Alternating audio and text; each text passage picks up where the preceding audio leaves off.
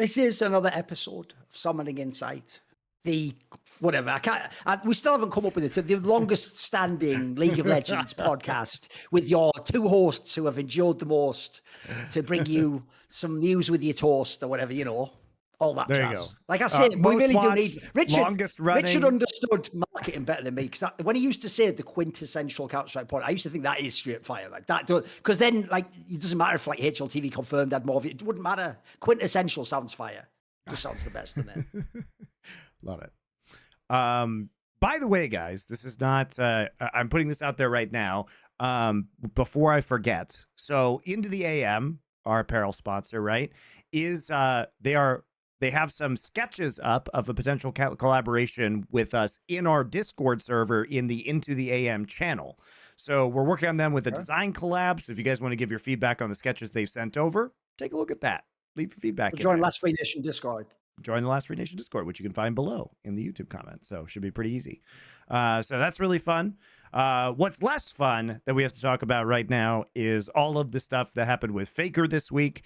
If you guys are unaware, basically what happened was Faker post game 1 loss to Gen.G was filmed in the studio during the review after the game, kind of smacking his head into the wall of the studio a few times before Gumayushi kind of pulled him away.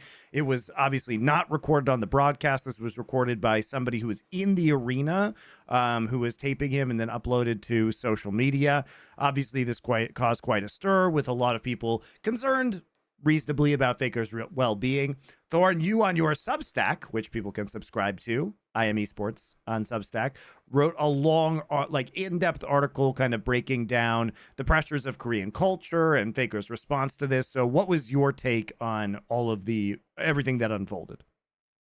Right, first of all, I will say that article is free. It's not one of the paid ones, but after 2 weeks, it goes behind the paywall. So if you want to read it for free now, go to iamesports.substack.com and it's on there. And basically, the reason I called this article Faker and the Cultural Double-Edged Sword is because what I actually tried to show people is one of the things I've tried to be preached the entire time since I got into StarCraft Brood War, which is, this is why you have to understand a little concept that, like, if anyone watched the LFN Culture channel, that episode about the Phantom Thread, you will know what I'm talking about here. To be the greatest in a certain field and achieve certain levels of excellence, you might have to give up everything else, or you might have to give up things you consider dear to you or essential, or things that could not be given up, like family, friends, relationship. And so the point I tried to make was, even though the actual, like, extracted from the human experience, I think the output of Korean esports is peerless. Like, the joke is, as I've always said in League, the only way China can even come close, and they still don't exceed them, it's by having 1 billion more people. Like, that's no joke. Like,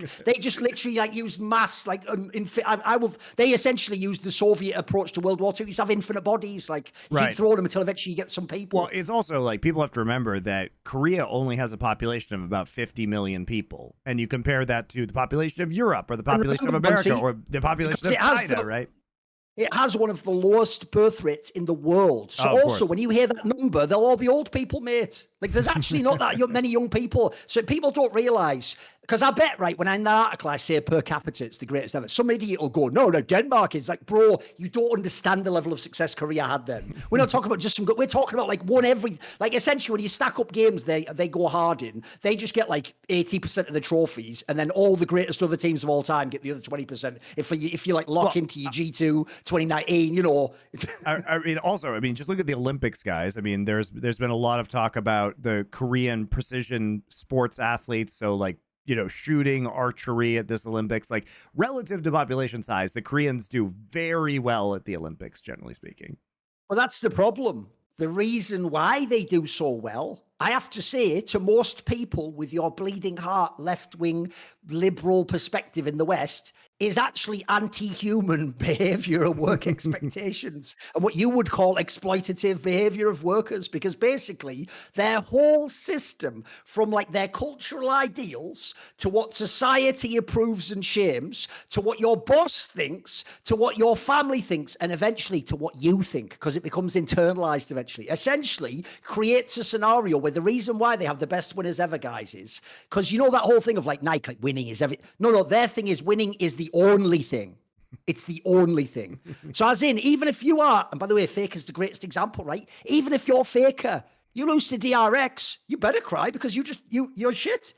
They're the ultimate version of you're only as good as your last game. So what I tried to explain in this article is this isn't just about Faker. Like to me, Faker, obviously it's an excellent opportunity to put a spotlight on this. He, in theory, think about this analogy, guys. I've often given it this way. In fact, it's why I actually even used to say to people like Soaz, mate, like, don't worry that you don't win the tournament. You have a way better life, I promise you. Because I always used to say, if you're a Western star, think of like, I don't know, LeBron James or someone in that ilk, right? One of the things you all know is that, yeah, you know, work hard, play hard, isn't it? He does his work, then he goes home to his mansion in LA with his 15 supercars and his family all there, and he's got a, you know, cinema room, and then he's playing pool with the boys, and then he does whatever. And the point is, because he's successful, one, we don't demand he wins all the time. We know he's only human. They don't do that in Korea, by the way.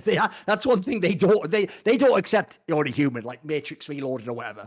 They actually really believe you should win all the time. And even if you're Faker, you will never get a break because you're expected to win everything. I always said it this way. If you win in the West, you're actually allowed by default to be worse next time because you just won. Everyone expects you to celebrate, cool off a little bit, maybe even a bit burned out. The expectation in Korea, which is really hard to understand if you're Westerner, is because you won now, well, you should just win every time.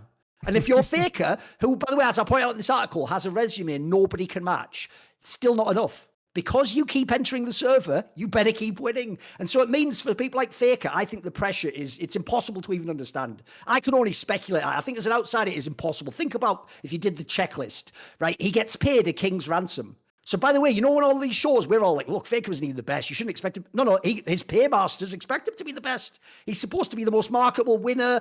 Then you add in he's Korean. The reason, as Monty's pointing out, Korea is so excellent at things is they also take like a nationalistic approach where it's like you're representing Korea. So if you fail, you failed me. I mean, I would say in the West, wouldn't every person go, fuck off? I mean, NBA people even do this on Instagram. They'd be like, fuck off, kid. Who are you? Like, I don't play for you. I play for the tickets or whatever.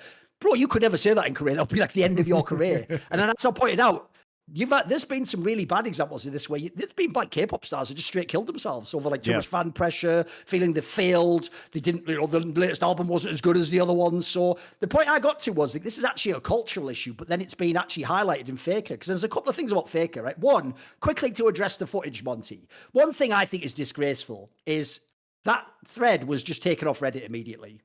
Now, why? I don't know.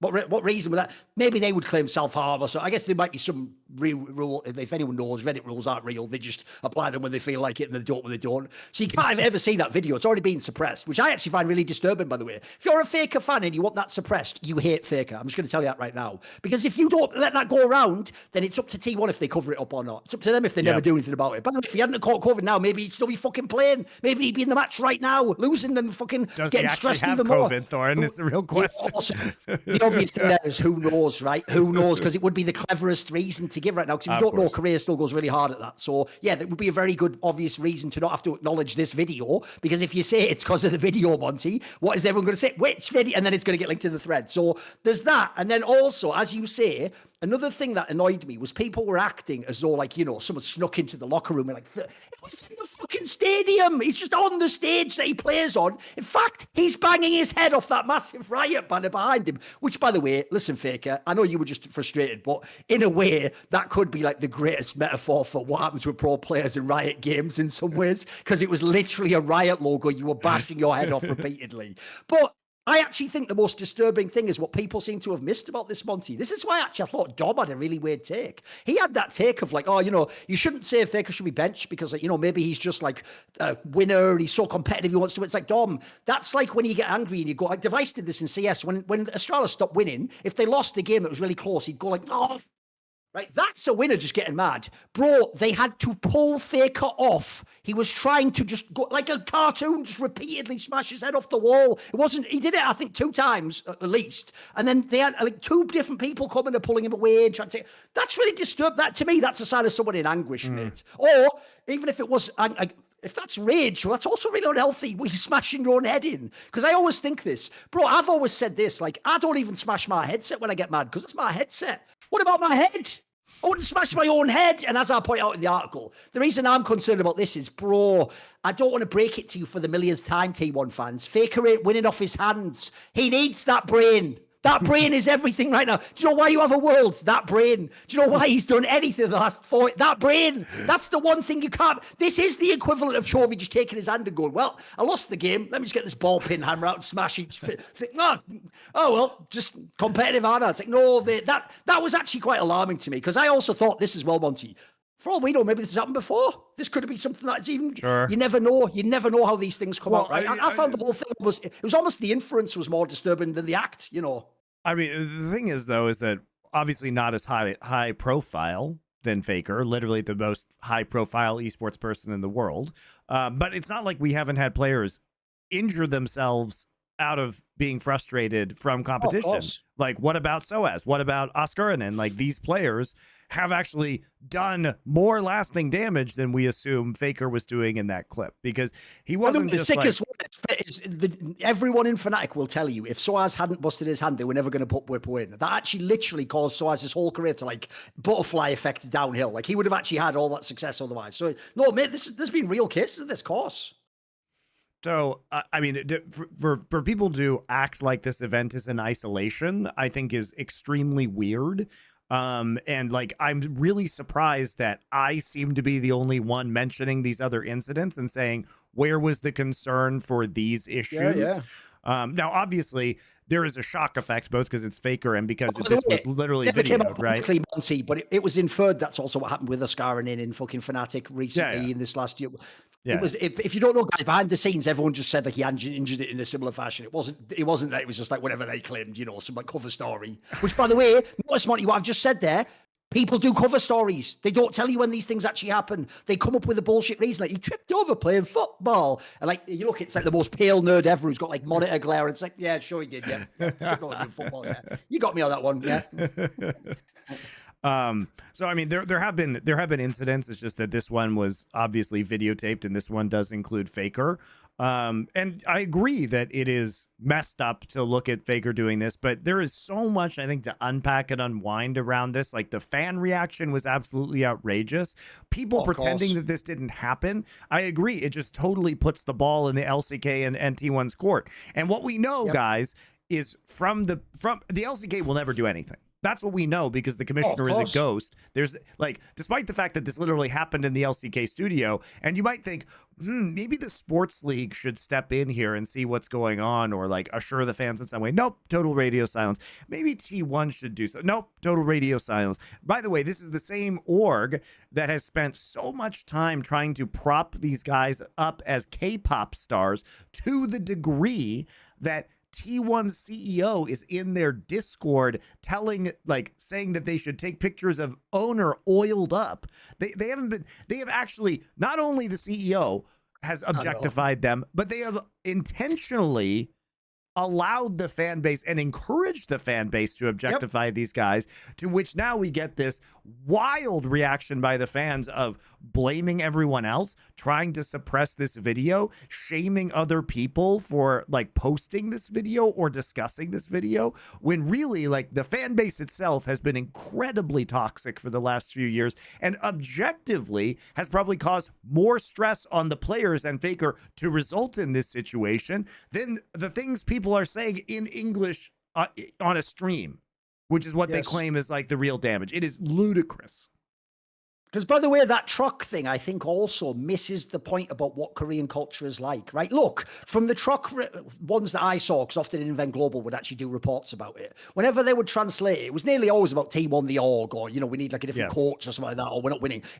I've never actually seen one that said like Faker sucks or kick Faker or something. Because obviously at this point in time, like at least like, I have to figure 80% of T1 fans are just Faker fans. Like, it just feels like that's how it is. But what people don't realize, like I said, is when you pressure Faker's teammates and his coach and his org, you essentially pressure Faker. If you can't understand that, you're never going to get why you're the worst fan base in esports history. Because that means Faker knows he's not just playing a game of Corki or a Zay. He's playing so that like owner will or will not get abuse. He's playing so that his coach will or will not be told you should be fired and you're a disgrace to the Korean people. Like that's if you're Faker, you have to feel like that's on your shoulders. Like, bro, that is just owner, a guy that was nobody 4 years ago. Like, you're Faker in that scenario. You're going to feel like unfortunately, I have the power to stop this in a way. So I think that, I think it has to be acknowledged that, like, look, it's not all T1 fans, obviously, but man alive, there's like, as you say, it's not just that there's a large contingent in that fan base, but even worse, I agree. I feel like the org, and especially the Western people, have sort of played silly beggars, as we say in English, and they've intentionally like seemed like they're not dealing with that, but they've inflamed those people and they've made them entitled as well. Yeah. Well, they've showed them that this is acceptable behavior to objectify these players, and they have, you know, ever since basically the joint venture between Comcast and SK Telecom, they have run a K-pop playbook, which, by the way, a lot of other LCK teams actually just think is a bad idea.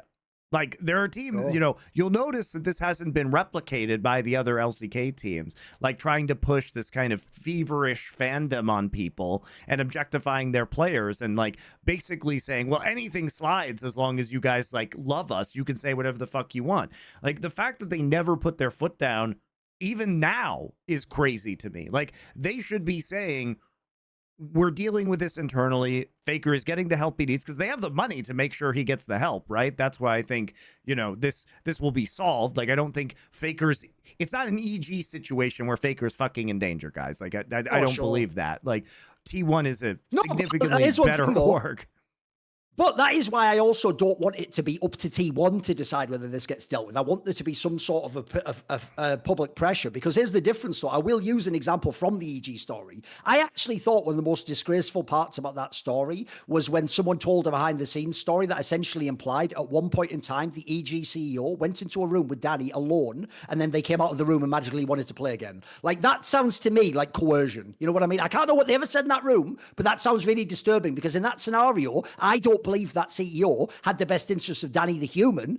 Oh, he's not even called also, Danny, why would a CEO be in a one-on-one with a player about this stuff? So the power dynamic is if you think totally that happens in the fucking EG, who, by the way, could never win Worlds, what do you think happens in T1, who, by the way, no matter how much you might think they're not that good now, if they get informed, they'll still be like a dark horse to win Worlds. Like, if you've paid all that money, you're definitely not saying what I say in the article, Monty, which is not only give him a break till playoffs, but if it's really bad, maybe he has to just have the rest of the year off. I don't even think they can conceive of that unless people are really concerned about Faker's health. If people are concerned about Faker's health, then they have to keep track of it. They've got probably have to, like, maybe even just as a token gesture, say he's got some sort of help or something. You know, you have to do something like that. So that's why I do think it is important that people don't just take this as an isolated incident. It is so far, but I've just known too many times in esports where they do keep that, they keep the genie in the bottle, as it were, and it just doesn't get out there.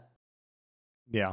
I mean, I do think that's true. And I do think it's outrageous that it's just the league and the team have just said nothing. Like, this took place in the LCK studio. Yeah. I think you do have to acknowledge it as a professional league. But as usual with the LCK, no one is willing to put their, you know, their stamp of responsibility on this, because all of the people who are in the top of the LCK refuse to be public figures.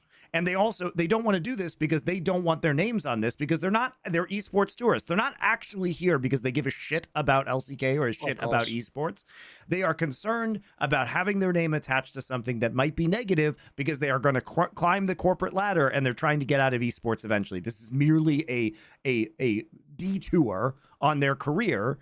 And they have much bigger things in mind. You know, that's how you can always tell who the esports tourists are, guys, because the people who plan on sticking around, or the people who actually give a shit, will take personal responsibility, and they will be out there and they will be public figures. And those that don't are the ones hiding behind the scenes so that their name doesn't appear in a Google search, because they're not planning on staying in esports and they don't want to question about their next corporate job that has nothing to do with esports about what happened. So, I mean, it's shameful. I mean, it's extremely shameful. And the LCK absolutely, I mean, the LCK, we literally went these entire off days. LCK is starting again. It's running right now as we're recording this show, and literally nothing has been fucking said. Nothing. Like, by the way, go on. No, I just don't understand if this happened in another sports league, why you would say nothing about this. Even if it happened in another Riot league, do you think if this happened in LCS, they would have said nothing about this? Of course they would have said something. If I had to speculate, though, even if it's unconscious, the reason you don't address it is because of what I just said. This isn't an isolated incident. This is the best player ever who had the most success ever, and he's breaking down under the pressure. I've always said, Monty, the problem with the Korean scene is very simple. You know how in the West we all bemoan people like Dardoch, where it's like, he's so good, but then he never learns his lesson because you can't bench him, because you bench him and bring in the other guy like Greg. They lose the game, then you have to bring Dardoch back, and he wins the game and goes, haha, fuck you guys, I'm the best. And you always go, imagine if there was a player you could replace him with. Well, the problem is, Monty, that can go a dark way. Imagine there really is like an elite level mid laner or support. By the way, if we just go back 4 years, you can always find players who are like top of their role who don't even play in LCK anymore, or play on the worst team now, right? Imagine if you really could just replace, not Chovy and Faker, they're at another level, but think of a really good player now. There's players that you can just take out solo queue that can replace that guy tomorrow. It might be good. They might be even better. It happens. So unfortunately, that means they, as an org and as a culture, don't have to learn if it's too much, if it's burning you out. If it's burning you out, no problem. There's 50 other people who want to get in here. They're all really good. They're all motivated. They're all playing to be the best. Like, unfortunately, that doesn't actually incentivize it unless you care about them as humans. If you're just looking at it as a sporting or a business venture, you're just going to do this approach. And it's good. That's why I always say, and I say in the article, like, the results are beautiful, but I actually think it's tragic, the reality of what caused those results and what allowed. Essentially, I would even give this analogy, because maybe this is a safer analogy since people are so removed from this one, Monty. One of my favorite teams of all time was when I got into hockey. Obviously, originally I was just watching the NHL, right? And then someone said, well, you know, when they had the Soviet Union, there was very few players defected. And so what happened was a lot of the best players in the Soviet Union played in the famous Red Army team that won all those things and famously got beaten that one time in the Miracle on Ice, etc. You know, right. That one. So that team is like one of the best hockey teams ever. Like they had like, you know, like it's exactly like a Korean team. They had like the telepathic ability to know where they were. They always kept the same lineup. They all practiced a million hours. I once watched like a documentary where it was about their life, Monty. Even though they were like one of the most successful teams ever, they just lived a normal life, as in like never had wealth, never had riches. Because remember, in the Soviet Union, bro, a literal communist dystopia. And on top of that, they had like this Korean thing, like the early days of esports, where they were just grinded to death. They ate every day that it wasn't the tournament. They were practicing. And they were just playing like, they weren't even getting any time. So at the same time, it's the analogy that the guy in the NHL is, again, in the mansion with the sports car and the bird and the beer, etc. I've got 2 games till we get. These guys were getting ground to dust. So look, you might like the hockey they produced, but here's the problem. And this is a key point I want to make. It's one thing this is why we have to stop in some ways telling people, be like Kobe Bryant.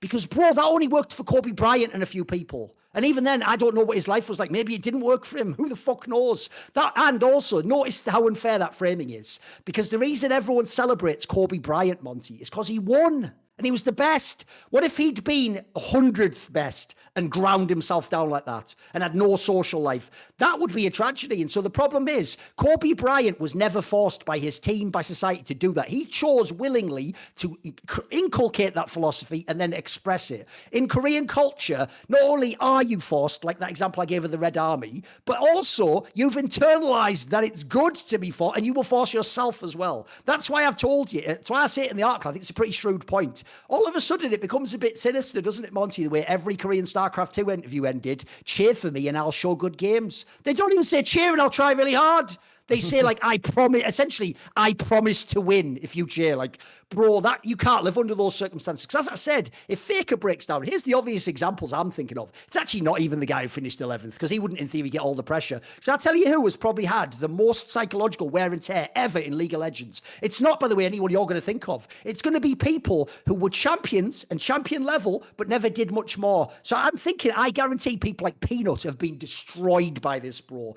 Think about what that guy was like when he came in. He was like literally like your little cousin. He was the bubbly little guy who had a smile on his face. Mate, because he's won so many different times in LCK with all those different things, be the MVPs, being on T1, I guarantee this guy has had, I'll bet like some of those international tournaments were the worst weeks of his life, mate. I bet absolutely he felt like he'd failed everyone. I bet it was crazy. It's crazy, mate. Like, people can't understand how, and remember, that should be like a top 5 Korean player of all time. That should be like a guy again who you'd think it'd be the opposite. You'd think he was living a charmed life and winning and MVP and money. No, because what comes with it? That's the problem. It's actually why I always warn Western streamers. Bro, I don't think you want to actually be the biggest streamer, because at that point, you get out of the sweet spot where you've got the money and the freedom and a little fan base. And you get to the point where it's the fan base that makes you want to kill yourself. So you get the millions, but you feel like you don't have a private life anymore. And then you feel like you have all this pressure and influencing kit. And so I actually, they're the one people I feel more sorry for. Peanut, Khan, Deft until he won. Like, basically, anyone who never won Worlds but was a truly great Korean player, they went through the ringer, I'm telling you guys. Score. Score Of probably had course, it the worst. He's got to be up there too. I mean, the joke is he didn't even win Korea that much, so he probably had the absolute worst. If you think about it. Yeah. He did bounce back and, you know, win a little bit on Gen.G as a coach. But yeah, I mean, a lot of these guys. And look, I do think that this is also I do think this has been like overplayed right now, because ultimately, like, Faker is an adult man, and like he will know what is best for him most likely. And I'm sure the org is, you know, I'm sure T1 is concerned. I'm sure T1 is taking action on this and talking to Faker. But also, you know, Faker doesn't get to be Faker with his level of competition without being a little bit intense and a little bit crazy, and obviously very frustrated at losing, right? And so unfortunately, the reality of Faker being as good as he is and having the longevity is that there's going to be not only this dark downside, but a lot of dark downside that you guys aren't seeing. And this is how it manifested maybe this one time. Maybe it's manifested this way many times, just not with a camera on him, right? We don't know the answer to that question, but just from what we saw, I am not too concerned about this, because it wasn't huge. I don't think it did not look hugely damaging. It looked very frustrating, and that is just who you have to be in a way in order to be a massive competitor. And we also see this kind of footage all the time with professional athletes on the sidelines of events, flipping out and, you know, inflicting some level of self-harm or destruction. And it doesn't become this, I would say, this level of a lightning rod issue.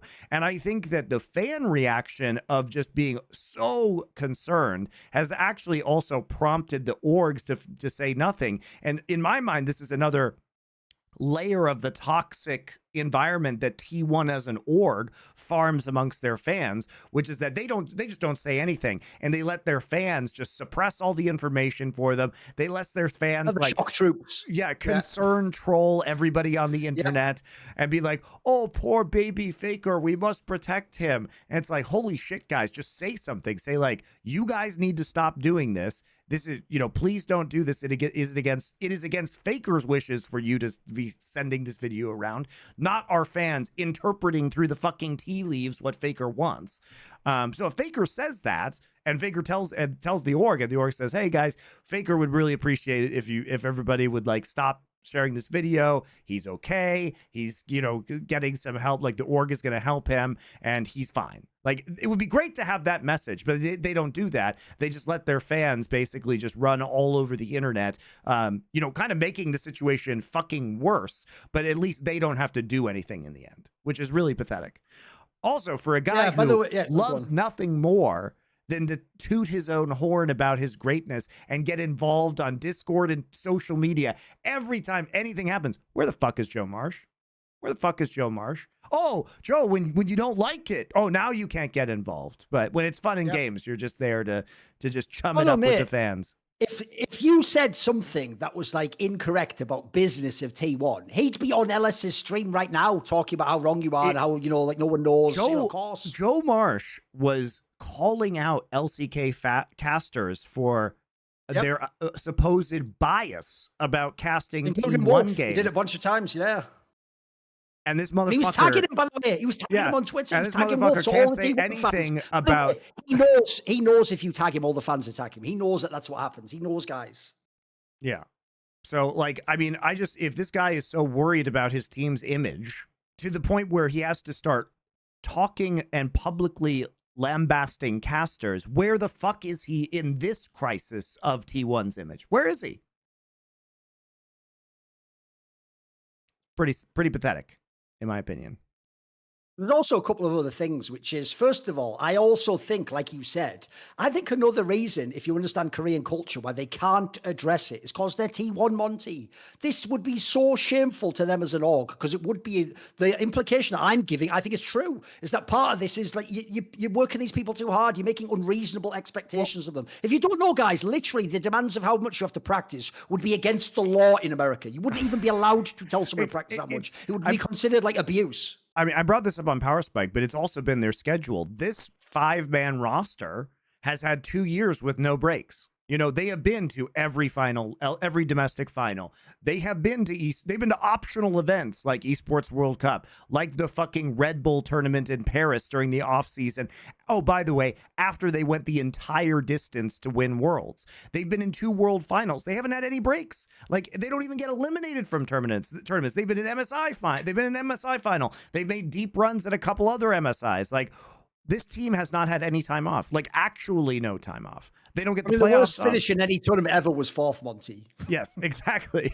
And especially, I think. Especially at MSI, where the number of days played for a 4th place finish is not actually that much. If you finish, you know, 5th through 8th at Worlds, you actually get off 2 weeks sooner, right? Because of the way the Worlds format works. Yes. But if you're literally practicing all the way up until the World Finals, which they have done on 2 occasions now, basically the last 2 years, maybe they'll do it again this year, right? And then all of a sudden you're told you have a fucking Red Bull event that you have to fly to Paris for. That's just some stupid show match against Carmine Corp. Like, why are we doing this to T1? And piled on top of that, it's all the photo shoots that Faker has to go to. It's all of the sponsorship work that he has to do. It's ridiculous, guys. It's totally ridiculous. Also, another thing is, this is why I think they just can't address it, Monty. I think internally they believe it's just toxic and you have to it's radioactive, as you say. You just stay away from it. You don't acknowledge it. Because you know what the easiest move ever to quell this is? Bro, I'm just going to make an obvious point because it's Thorin's big skill as an autistic person. I think through all angles of things instead of just like reacting emotionally. So the obvious lateral thinking, Monty, as to why this is being suppressed is they used Faker to publicly complain about DDoSing. Faker himself came out to make the statement. Do you know who would be the best person to make a statement now? Faker. Imagine he came out, guys. I know what you saw might be distressing, but actually that's like a one-off incident. It's never happened to me before. In fact, you know what? I actually even apologize if people thought I was angry. I was actually just upset with how I played in the game. You know, in that by the way, maybe that wall is just like a thin cardboard divider and I wasn't really hurting myself. But okay, I appreciate Gumayushi. You know, there's a way you could make this all go away if this is America. You'd use PR. You'd bring in a fucking agency. And by the way, you might even be true. You'd nail it. But instead, we are going to absolutely sweep this under the rug and then also set the shock troop T1 fucking vanguard on everyone, wrecking everyone. Social media goblins and pieces of shit. Yeah, because as I'd say in my article, people want to pretend that Dom on his stream saying, I don't think T1 are actually the best Korean team, which they hear as, I hate Team 1 and want them tortured to death. They think Faker somehow hears that, like, I feel a sense in the force, a disturbance, like millions cried out. Like, and the Faker feels that and goes, oh, fuck, now I'm really stressed. Not, you know, when Vans come outside the game when he loses and go like, cut your teammate who actually played well because I love you too much, Faker. No, it won't be that's getting on his mental health or anything. And then another thing is, the saddest part is, the other thing about the internalization in Korean culture, that's not even enough to give your best. It's not enough to be really good. The worst thing is, it's not enough to ever be second best, Monty. Like, all the people who played in the era of Faker and didn't win, they don't get what we all say in the NBA. In the NBA in the 90s, people who aren't Zoomers always say, people like Charles Barkley and fucking, you know, all those players, and Carmelo, they were great players. Their problem is they played with Michael Jordan played. So we forgive them for not having a championship, right? No one forgives you if you're in Korea because there's this weird perception that can't ever exist, that if you try hard enough, you will win, but only one person can win. So the worst thing about this is, not only do people already think this, I used to point this out to you on the show, Monty, I used to find it really disturbing when Chovy would lose those finals, and he already might, like, skill-wise have been the best mid laner in the world, and he would essentially apologize as though he was a bum and imply he hadn't practiced enough, and I'd be like, bro, you're allowed to lose every now and then. Like, someone has to lose the match. And so the reason why I want to bring up that I think, especially for Faker, this is even more disturbing, is I don't think that it's that Faker's delusional, but because he's not just winning with his hands now, he will actually probably think even more, Monty, that he can always win because he thinks you can win strategically and with shot calling. So to him, every game, no matter, even if it's like a cracked out Gen.G lineup or JDG who he did beat, these lineups that on paper in a solo queue game you'd never beat, he actually actually has to believe if I came up with the right strategy, the right call, though, I could still win. So I think actually, even though I don't, Monty, if there's anyone, the irony is actually me, you and Dom don't put pressure on Faker to win Worlds and whatever sides. We only say that because you annoying T1 fans, as in we only mock you for the fact he didn't do it. We never say he has to do it. But I think Faker still does think he has to do it, Mick. I think he still believes he's supposed to win every time. I mean, it's hard when he's literally the reigning world champion again, and he proved he can do it with his brain. And it's not like Faker has been a bad mid laner. Well, he could have won all this shit, yeah. Here's what really bothers me, Thorin. It's not that I think Faker is a bad mid laner. I think he had a very good Worlds run. I think he had a very good spring split. You know, he was maybe second, third best mid laner in spring splits. Like, he's not right now, but the meta isn't suiting him. And also, I assume the DDoSing does have some level of effect on his ability to practice the game. And he said he had the injury again. They implied recently that his wrist injury might have flared up again too. It's all real. I'm no doubt. So yeah. So I mean, I think there are issues certainly that Faker has had, but you know, he is still a very good mid laner. When we say Faker isn't the best mid laner, you know, you can tell who's a fucking nephew because you were not there for Faker's prime, because the heights he reached in his dominance in his prime, his mechanical ability, his fucking unreal ability to clutch out some of these finals. He would show up and just pick a champion nobody had seen in mid lane played before and then just body people with it. Like, you were not there for the level of Faker's sheer willpower and like amazing skill in this game. And so that's why when we say he's not the player he was, it's just true. He has developed a different skill set, which is extremely valuable right now. But you're right, Thorin, like, he is winning with his brain more than his hands. It's not like his hands suck. It's not like he's a bum, but he's just not the guy he used to be. And he's not the best anymore. There are many mid laners who are on a champion pool level, on a mechanical level, just on his laning level, just individually better than him. And that's fine, because he did prove he can win in a different way. But I do agree, Thorin, that he probably has immense pressure because now he thinks he can probably win that way every year. Because I think the logical, you know, a logical conclusion you could come to if you're Faker is, well, does the meta even matter? Just my game knowledge alone in any meta should be able to power me to the title now that I have unlocked this new ability within myself. And maybe that's true, Thorin. Maybe it is true. Oh, it could be. By the way, the pressure it puts on you is crazy. This is why when every Western dickhead fan who doesn't understand macro tells Perks he sucks, you think he's arrogant. Because every player who's played with Perks, Monty, says he is unbelievable at macro. And like, he essentially, like I said, just was like a coach of Vitality. Like, he was the one doing the fucking VOD review. So essentially, like, people like that, it's why they always say a famous thing that I think sounds stupid. You know, when people like Tom Brady, Monty, right at the end, will imply they're like getting better at the game. And you're like, bro, your arm went about 7 years ago. But that's because they're not talking about hands. They don't mean my skill level. They mean I'm getting more and more knowledgeable. I know all the players. I know the reads. I know the offense. They mean I'm like my experience scale. So of course I'm best now. Like, now I'm like the ultimate like chess player. That's what Faker means. And also, here's the reason why he obviously wouldn't be the best skilled player. He plays by definition the most skilled players in the whole world. Like, the saddest thing is this, Monty, is you don't even have to go as far as the Chovies of the world. Think about people when they're at their peak and they pop off, like Showmaker, BDD. None of you guys are going to put these in a best mid competition. These guys have unbelievable hands. What are you talking about? Like, you've seen like a BDD Azay game or a fucking Showmaker on Syndrome. These guys are monsters. They tear the whole game. You wouldn't beat them in solo queue. So the fact that Faker can beat them with his team, of course, everything seems possible. It's totally logical to me. And I know that players like that who've given their life to the game and they didn't have this social life. And you know what, guys?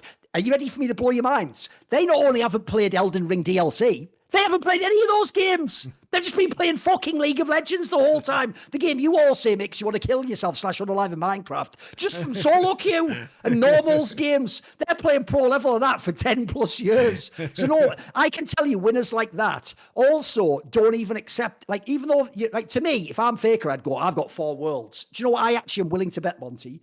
Faker thinks he should have 6 worlds. Sure. Yeah, absolutely. He's in 2 more finals. And one of them he's in give. I guarantee for him, he feels like he fucked up 2 finals. Unfortunately, that's what winners are like. I actually think he in a lose way, the crown. Sure. That probably feels pretty bad. What? Yeah, but that's an example also, like I said in the article. To me, that's the one final I give a break for, because he's the only reason they're in the final. But to him, but I'm in the final now, so I can win. You can't be... Listen, that mentality, by the way, is really awesome short-term for winning. It can get really dangerous long-term, though, in my opinion. By the way, I think we do this. I have something I want to talk about that's not about esports now. And then after that, maybe we'll talk about the game that actually caused this. So I'm not going to ramble on, but I am going to babble. And this is why you might like to babble also, Monty, which obviously means talk, doesn't it, in English slang? Shout out Shakespeare or whatever. He probably invented that. Are you going to put the thing on the Tower screen? Of Babel in the Bible. No, I mean the word babble, dum-dum, but whatever. It's all good. I mean, I don't want to blow your mind here, Monty, but the Bible, I know you're American, but the Bible wasn't written in English. I know I've blown your mind down. I've fucking blown your mind completely. Babel isn't an English word. The etymology of the verb babble comes from the Tower of Babel. Anyway, continue. Could be. So anyway, if you're going to put the thing on the screen at any point, doesn't you have to put like a graphic on the screen, as I thought. Fucking hell, I've only talked about 7 times, but okay, it's all good. I thought I was making it pretty clear. I thought I was doing a bit of a wink, nonchalant. It's okay, we're here. Now, here's the thing, Monty. If you want to learn a new language, the best way to do it, and I actually have a little bit of experience in this myself, is obviously what people would say the extreme version, right? What you do is you go, right, I'm not going to live in my country anymore. I'm going to uproot my whole life. I'm going to move lock, stock, and barrel to the country that speaks that language primarily. And then I'll just essentially never use my original language. I'll ingratiate myself with the locals, and I will force myself, much like, Tom Cruise in Last Samurai or that guy in Shogun. I'll just make myself learn it because it'll be so hard. Or Antonio Banderas in the 13th Warrior. Sure. And then basically, that would be probably the best way you could do it. But if you wanted a second best way that doesn't involve doing all that, you can just still sit at home and have a phone, you could just use Babbel. And so I actually think this is one area where Monty has direct experience of this. I'm sure, Monty, if you'd have actually like going to Korea was a mega way for you to learn the language, all the rest of that jazz. But if you didn't do that and you just sat at home, this is the point I want to make. I actually think the way languages are traditionally taught is terrible, mate. It's terrible because when you go to school or you get a tutor, unfortunately, they use very like draconian didactic methods of like learn by rote this thing and memorize it and say like blah, blah, blah, blah. And you go like you, he, she, they. But that's not how you learn languages. That's not like helping you build pathways and sentences and put like a word onto an item and think of that instead of thinking that means baguette, that means bread. You're supposed to see it and think baguette because you've interacted with it as a baguette so many times by asking the guy to buy it, etc. So the point is, I can tell you, I learned French, and in school, I was one of those people who never even had to try it, and I was acing every French test. I mean, one of the reasons I have that straight fire accent is because I even used to get bonus points for the accent. I was doing the accent so well, wasn't I? And famously, I used to even do it where I was even going a bit off book, and I was trying to learn how to say crazy stuff because our teacher did this stupid rule where she was like, you can say anything in this class as long as it's in French. And I was like, oh, I'm going to make you rue the day you said that. So I was saying the maddest stuff ever in French. So anyway, the point is, I thought, mate, I'm nailing this. And then I went to France for a few events. Mate, I couldn't say anything. I couldn't have a conversation about anything. If I even started, I was doing like a slow version of what you do in class. I was going, so the verb for, and it's like, bro, the guy's not going to sit there while I do this. Like, this is nonsense. Like, I haven't got real practical experience. I just learned from a book. And anyone who doesn't know, book learning is very different from practical experience. And so I actually think that a lot of people don't realize it's not the way to do it. Well, Babbel is designed by real people for having real conversations. Babbel gets you talking. So they have tips and tools grounded in real life stuff you'll actually need. Everything is focused on conversations. So you'll be ready to talk wherever you go. So by the way, that also means they put real things in there that you'd want to say if you went on holiday to the place. It's not just all that stuff of like, my goldfish wants you to return the book of my dog's Uncle Monkey. Like, what's that? I'm never going to use that. They're actually teaching you real stuff, guys. Like the actual things you might want to say to someone. It really works well. And they've got like these 10-minute lessons. And I was doing it in French. And it's like they teach you, they teach you a couple words, and then they have you do different things. So they have a listening exercise. They have a speaking exercise where you actually talk into your phone and it does analysis of your voice. It's like they do an exercise where it's like you're text messaging with somebody about it. So it's much more practical. I will say that. It's much more practical in the way they use it. And the drills are good. And it doesn't, a lesson doesn't take up a lot of time. Yes. And then basically, so another thing you can also use this for, by the way, is I'm no doubt like if Monty wanted to work on his Korean when he's going back again, he could just do it when he's in America, and then he can get there and he's got it back to a decent level. He can go and talk to the person in the coffee shop, etc. Because when you've been away for years, that effect does work going there. But if you go back home, it's going to have the opposite effect, isn't it? You're going to lose it all. You're not using it all the time. So I actually think it's also a really good thing. Another thing I love about these apps is they can send you the push notification. If I didn't get that push notification, I'd very rarely do these lessons. When I get that, it actually reminds me, oh, maybe I'll get this in now, 10 minutes before I do something else, or do it like that. So another thing is they have speech recognition technology that helps you improve pronunciation and accent, which is massive, by the way, because one of the most famous things about British people, by the way, is there's even some of them, like look up this guy on YouTube. There's a guy called Roy Hodgson, who was a legendary football manager, but he was a journeyman. So he coached everywhere. He coached in Italy and Spain. And by the way, he can speak all these languages, Monty, but he doesn't do the accent.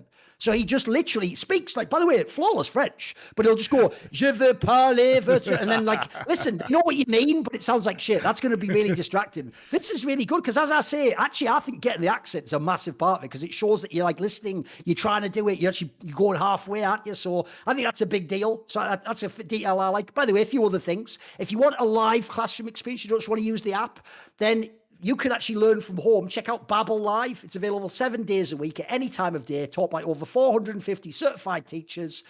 You can get 13,000 hours of learning content. So you're never going to complete this, by the way. Browse more than 20,000 classes offered each month. So here's a special limited time deal for our listeners, Last Free Nation listeners. Right now, you can get up to 60% off your Babbel subscription, but only for our listeners at babbel.com/summoning. So get up to 60% off Babbel at babbel.com/summoning. That's BABBEL, crucially EL at the end, because it's godlike. Shout out to the Hebrews. .com/summoning. And you know how to spell summoning. Spoiler, it's the show. By the way, I should probably spell it SUMMONIG, since, you know, there was all those people for years like Summoners Insights. They've never been called that. Never been called. Rules and restrictions apply. There you go. Thank you. Yeah, good stuff. And thank you guys for supporting our sponsors. One of the best ways to support us. So if you guys have been looking at learning another language, check out Babbel. I've quite enjoyed it. Let's talk about the actual games between T1 and Gen.G, because that's the saddest thing. No, almost no one in those threads mentioned it, Monty. It's how you know no one watches LCK. The reason he did this, boys, is because he just played one of his worst games in a while, as in it was actually Faker that had the int. Think how rarely that ever happens. It looked like Faker throws the game, so that had to also be the impetus, Monty. It wasn't just I don't think it's even just that you lost to Gen.G. I think it's that you lost to Gen.G in that way. Do you know what I mean? I mean, he has lost to Gen.G 10 matches in a row now. So I imagine that may also be contributing potentially to his stress level. That's weird, though. No, wait, I don't get it, because Faker's the GOAT, and every time he wins, that proves he's the GOAT, but then he lost 10 times in a row to someone. So you know what? Here's the thing, Monty. That's fine for me, because I don't take head-to-head as the primary thing. Luckily, no fans do either, right, Monty? No fan would ever say Knight's a bomb for losing directly to Faker, right? They'd never do that, like with a short. Oh, and wait a second. I just almost said short sample size. But wait a minute, 10 matches would be quite a lot, wouldn't it? That would almost be like half a career for some people. Interesting detail, yeah.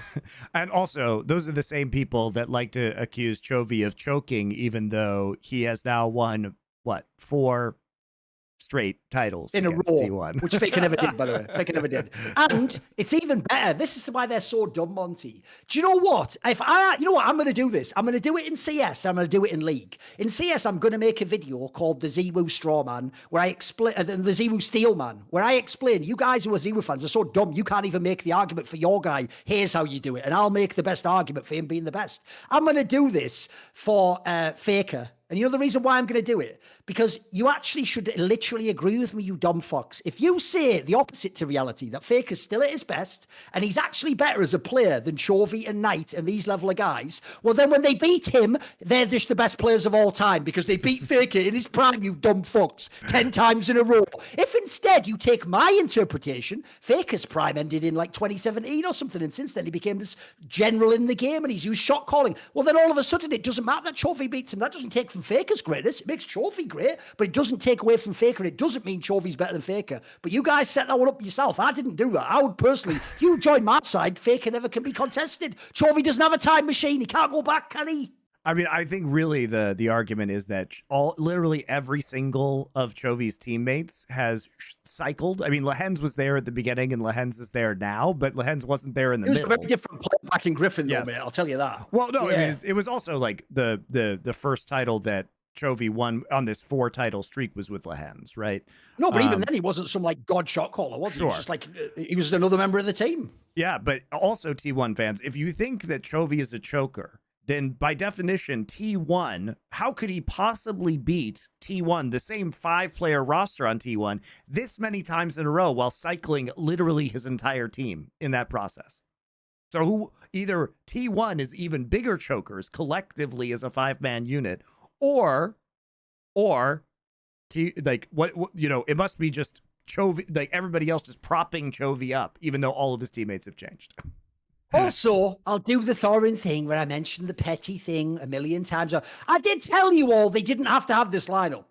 Nobody put a gun to their head and said you must sign these 5 players again. So when you T1 fans celebrate them re-signing the team because they won Worlds, and then you turn around and individually hate on everyone except Faker, you're just full of shit. You didn't ever believe it. Here's the difference, Monty.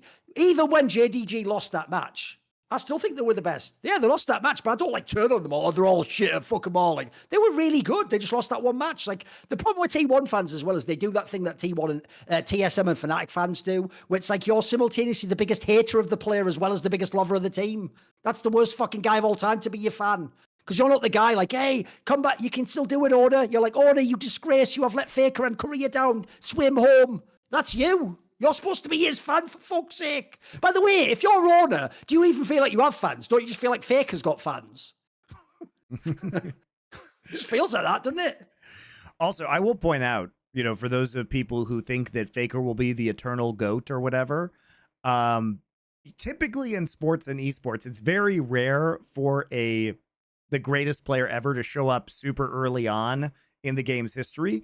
And sure, there were a few seasons of competition, but I mean, realistically, the Kespa teams didn't really step in until effectively when Faker started playing. So like the big teams that had been the big organizations in StarCraft. So like really in terms of League of Legends, like it didn't get truly rolling until like 2013, late 2012, 2013.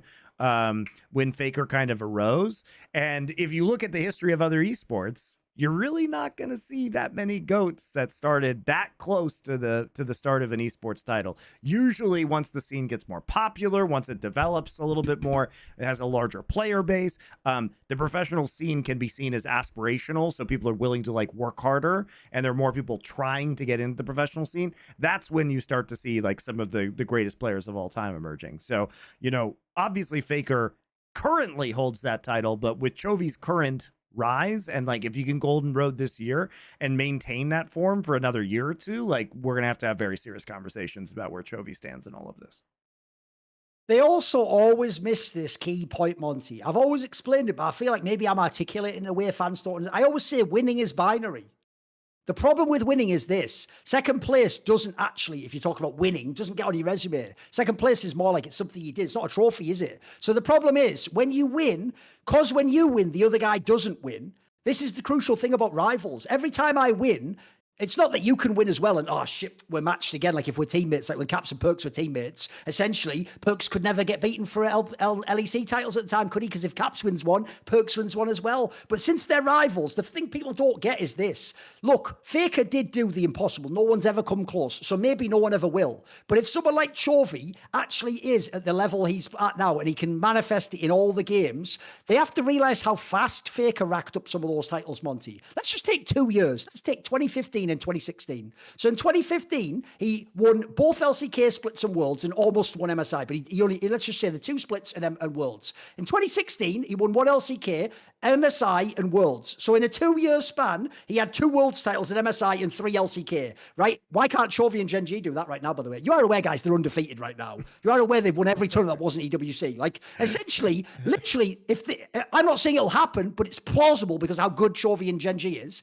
In literally a year and a half, we could be having this convo of like, well, Chovy's got 2 Worlds and 2 MSIs and 6 or 8 LCK. Bro, already the convo's going to be there. Because you know what then people are going to do? This is the part where Faker fans have never thought it through, Monty. You know how even Faker, if you go back to Season 3 and Season 4 and Season 5, his clips aren't going to look that special to a Gen Alpha player now, right? No. They're going to go, I could do this and go. Well, here's the problem. What happens, Monty, if Chovy gets like 2 Worlds, 2 MSIs, let's say 7 LCK, but he did it in the most competitive era ever when even China was amazing. What happens then, Monty? Because then all of a sudden you go back to Faker and you go, bro, you're beating like Whites and Tarbay to win one of your Worlds. Wait a minute. You're beating fucking like the Kuro and fucking I can't remember. I think it was like Lee or something, that like dog shit jungler they had on GE Tiger. You're beating players that nobody thinks are legends. Meanwhile, who is Chovy beating again? Faker, BDD, Showmaker, fucking hell, it's everyone. He's been at Peanut, Viper. That's it. He won't even need, bro. He won't need the same number. If he just gets close, the argument will be there. To be clear, I also don't think it was Faker's fault that his team played very poorly in 2014, but it's not a great look that in the most competitive year ever of the LCK, he didn't win. And he wasn't even close to winning. Like, he wasn't even in a final. All right, I'll give you the steel man, though. Here's the Faker steel man. Are you ready for the steel man? Because again, to agree with Thorin's steel man, spoiler, you have to agree with Thorin all along and admit you were wrong as a T1 fan. So here's why I give Faker a break for 2014. Because he was playing with 3 members of SKTS, one of the most memed on teams of all time in Korea. But no, guys, but then he won Worlds with them. So they're all the best players in their roles, and Marin's the MVP. You're all bums. You all said Bang was better than Uzi, you fucking bums. You actually are bums. So what's great is my Steelman video would even be better arguments for that. I'd give him a break for that one. 2018, he gets a break. They had bombs like effort in the team. Like, bro, I can give him breaks all over the place. I love it. I love it. We're there. I've got to get some water quickly. It's really warm here. It's okay. We will start talking about Gen.G. I do think that it is interesting to start discussing Gen.G, considering that T1 might have been their last major road bump to actually hit a title or the undefeated streak. They have 3 matches to go, and they are playing KT, who just lost. I haven't seen the games, but just lost while we were recording this show to Kwangdong 2-0. And that is after being 2-0'd by Brion on Sunday of this past week. And then Gen.G is going to be playing Nongshim and Hanwha. So Hanwha, the very last match of this LCK season, Hanwha Life versus Gen.G might actually be the match to decide whether Gen.G goes undefeated or not. And that would also be, I think, a key piece in Chovy's legacy to go an entire summer split, possibly with only losing 1 game and potentially going 18-0 in terms of best of 3s. So that is pretty ridiculous, in my opinion. And I was saying, Thorin, that Gen.G might actually do the undefeated split and maybe lose 1 game this entire season, which is another kind of key piece, and it could be a jewel in Chovy's crown for sure. Oh, of course. That would also be baller. Think about it, like it's an incredibly competitive era again. And also, I'll just throw this out there. It's the way, though, like what cracks me up is this. Let me just have a quick look. Yes, what cracks me up, though, is this, Monty.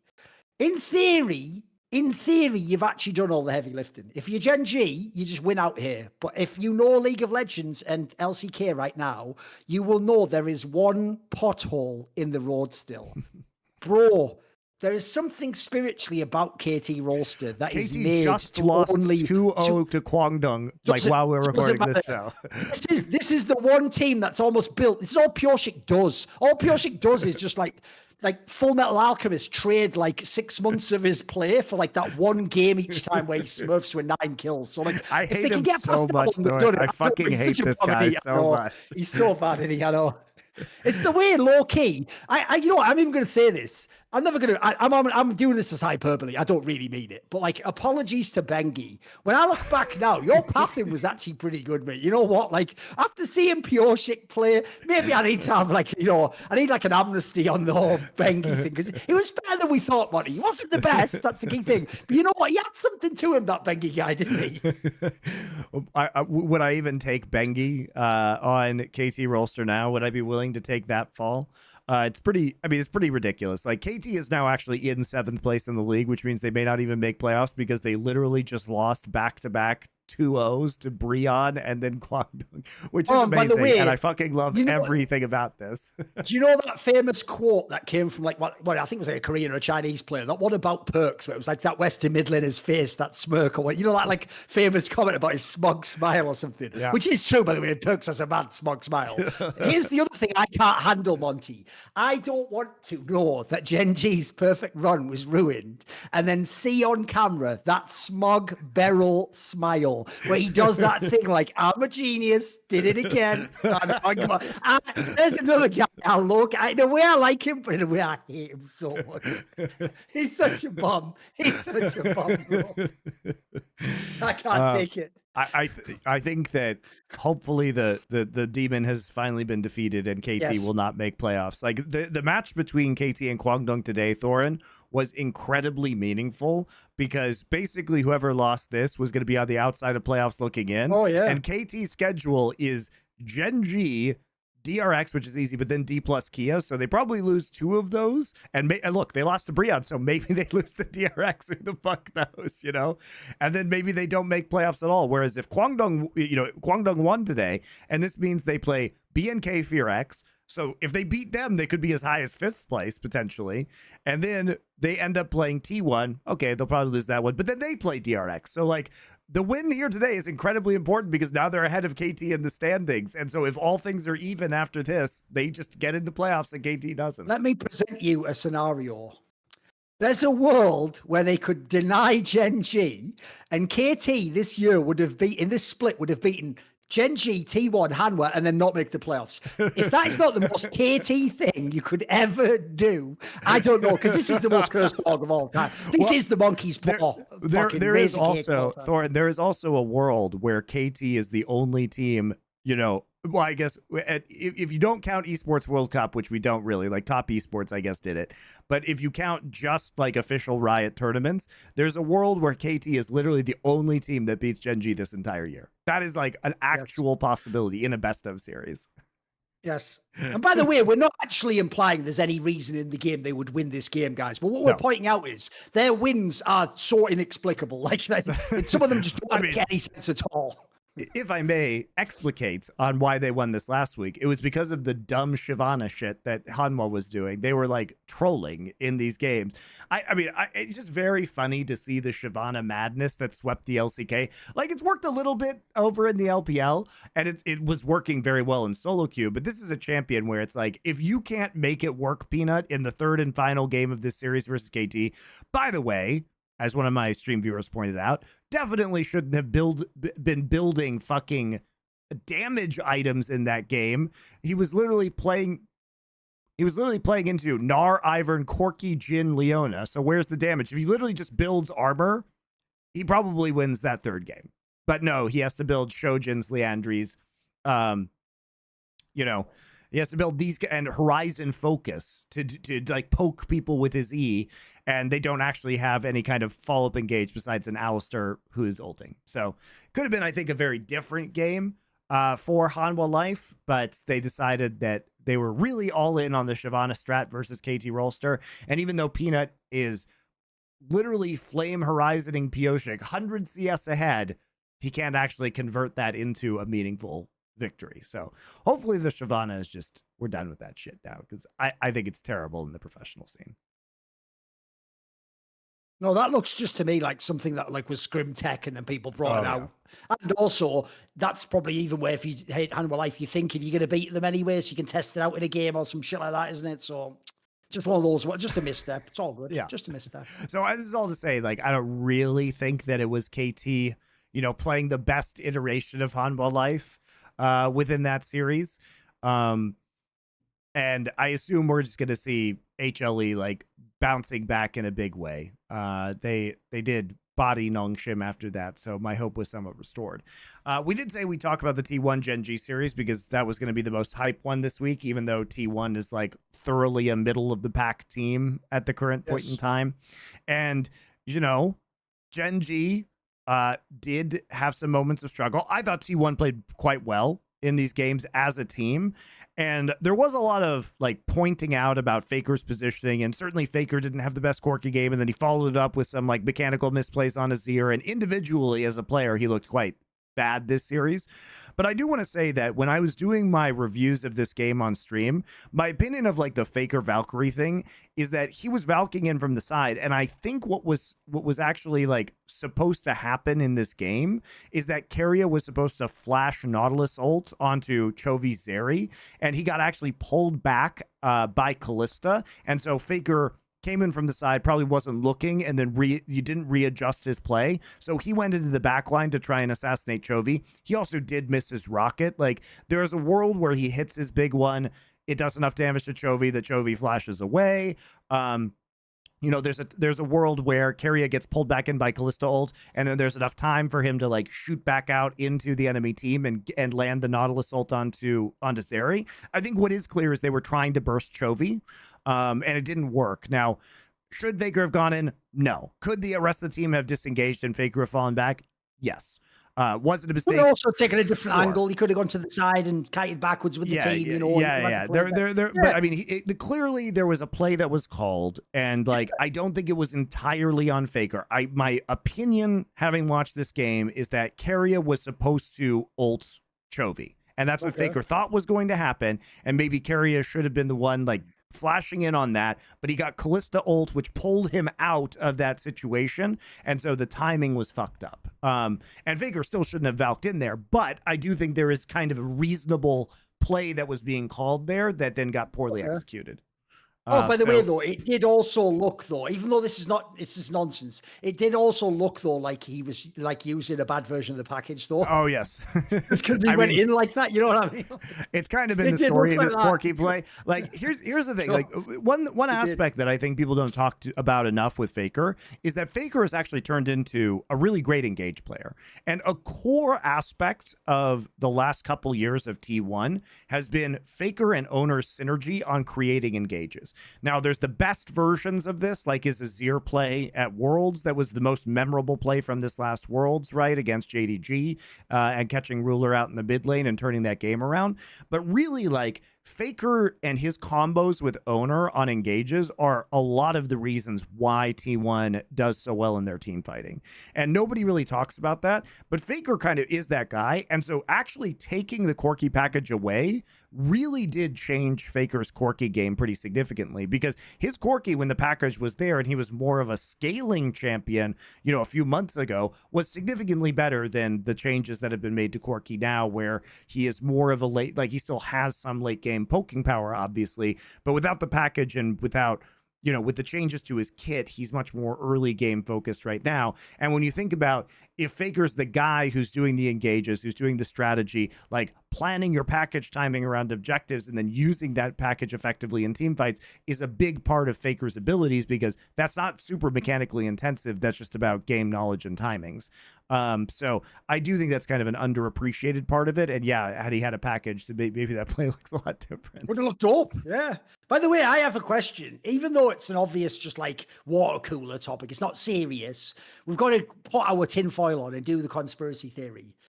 Bro, right at the moment when T1's flagging and Faker's frustrated and it's not working out, Riot's like, send out the Orianna Azir buffs. Like, what is this?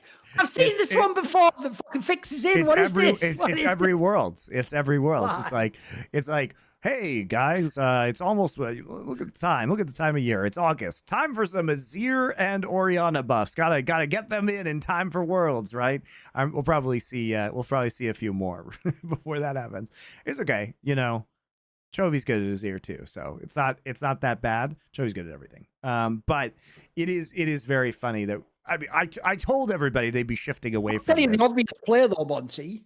The obvious player who gets fucked by this every time is Knight. Bro, those are some of the only champions he's not a god on. He should have won in the 2022 fucking Silas Akali meta. Why was Zeka allowed to win that Worlds? Fuck that. I know. The saddest thing Fuck is as that. well, I actually think as well, like this is, that I agree that was like the one time ever you could even play that shit. And he just got to win that one, like perfect timing. Since that's like some time travel shit, bro. He came back and just, in the future, he invents the first time machine and comes back and wins that one match. It's the only explanation. It's the only explanation possible. But I did have a chuckle when I saw that they were planning on buffing those champions as well. I was like, well, I guess it's right before summer playoffs, guys. So we gotta qualify the teams so that we can then buff the mid lane mages, the typical mid lane mages. Then we can have that meta back for Worlds. We're not gonna have AP junglers, nothing like that. Although I will say, at least in the patch notes that I saw, the proposed changes, they are not actually they said at first they were going to be nerfing Faded Ashes, which they haven't done. And they said they were instead going to, in future patches, like individually nerf the AP junglers, which I find interesting. Okay. Personally, if they do it right, I approve instead of nerfing the item. But I just feel like, why not just nerf the item? Oh, is this also, by the way, Monty, where as well as Azir and Orianna, magically the junglers at Worlds are like fucking Sejuani and Maokai? Give me a fucking break. I've seen this one before. I've seen this one before. I've seen it before. Oh, and it's not going to be in top. Give me a break. This is too much. Too much. Stop going to the same script, especially because they have the gall to brag like, we have like 160 champions. Yeah, can we play them? Are we allowed to actually use them in the game? Look, if it's Magic the Gathering, just say it. We're on the Orianna. It's on the world set, guys. We're on the world set now. They're also buffing Vi. They're buffing Wukong, classic world champions as well. Jesus. Especially because Vi is already like meta. And the thing about Wukong is like, if he's too good at his clear speed, he just becomes ultra meta because if he can farm up to 6, he's incredible. He's absolutely incredible. Yeah. Maybe he's like not as good with the removal of Divine Sunder from the game, but he was already a fringe pick, guys, especially in the LPL. Like a lot of LPL junglers were still picking him and trying to get away with it. So it's not like he was, terrible or unplayable as it is, but some of these buffs, I think, maybe putting him over the top a little bit, but we'll see. But yeah, as it stands right now, at least in the LCK, it feels like, unless Hanwha can overcome Gen.G in literally the last match of the season. I mean, the last match of the season is going to be very hype because if Gen.G is playing for the perfect like split, it's going to be fucking incredible to have that be the last game, especially if Hanwha is still number 2, which they absolutely should be given their strength of schedule.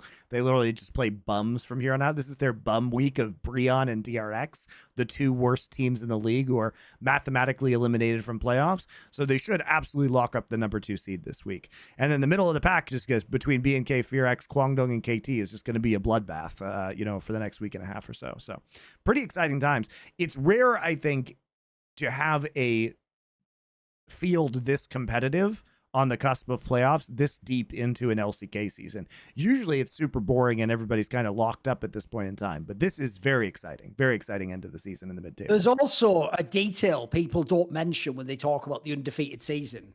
Bro, look at the games. Yeah, they're 30-1. They only lost 1 game to D+. Yep.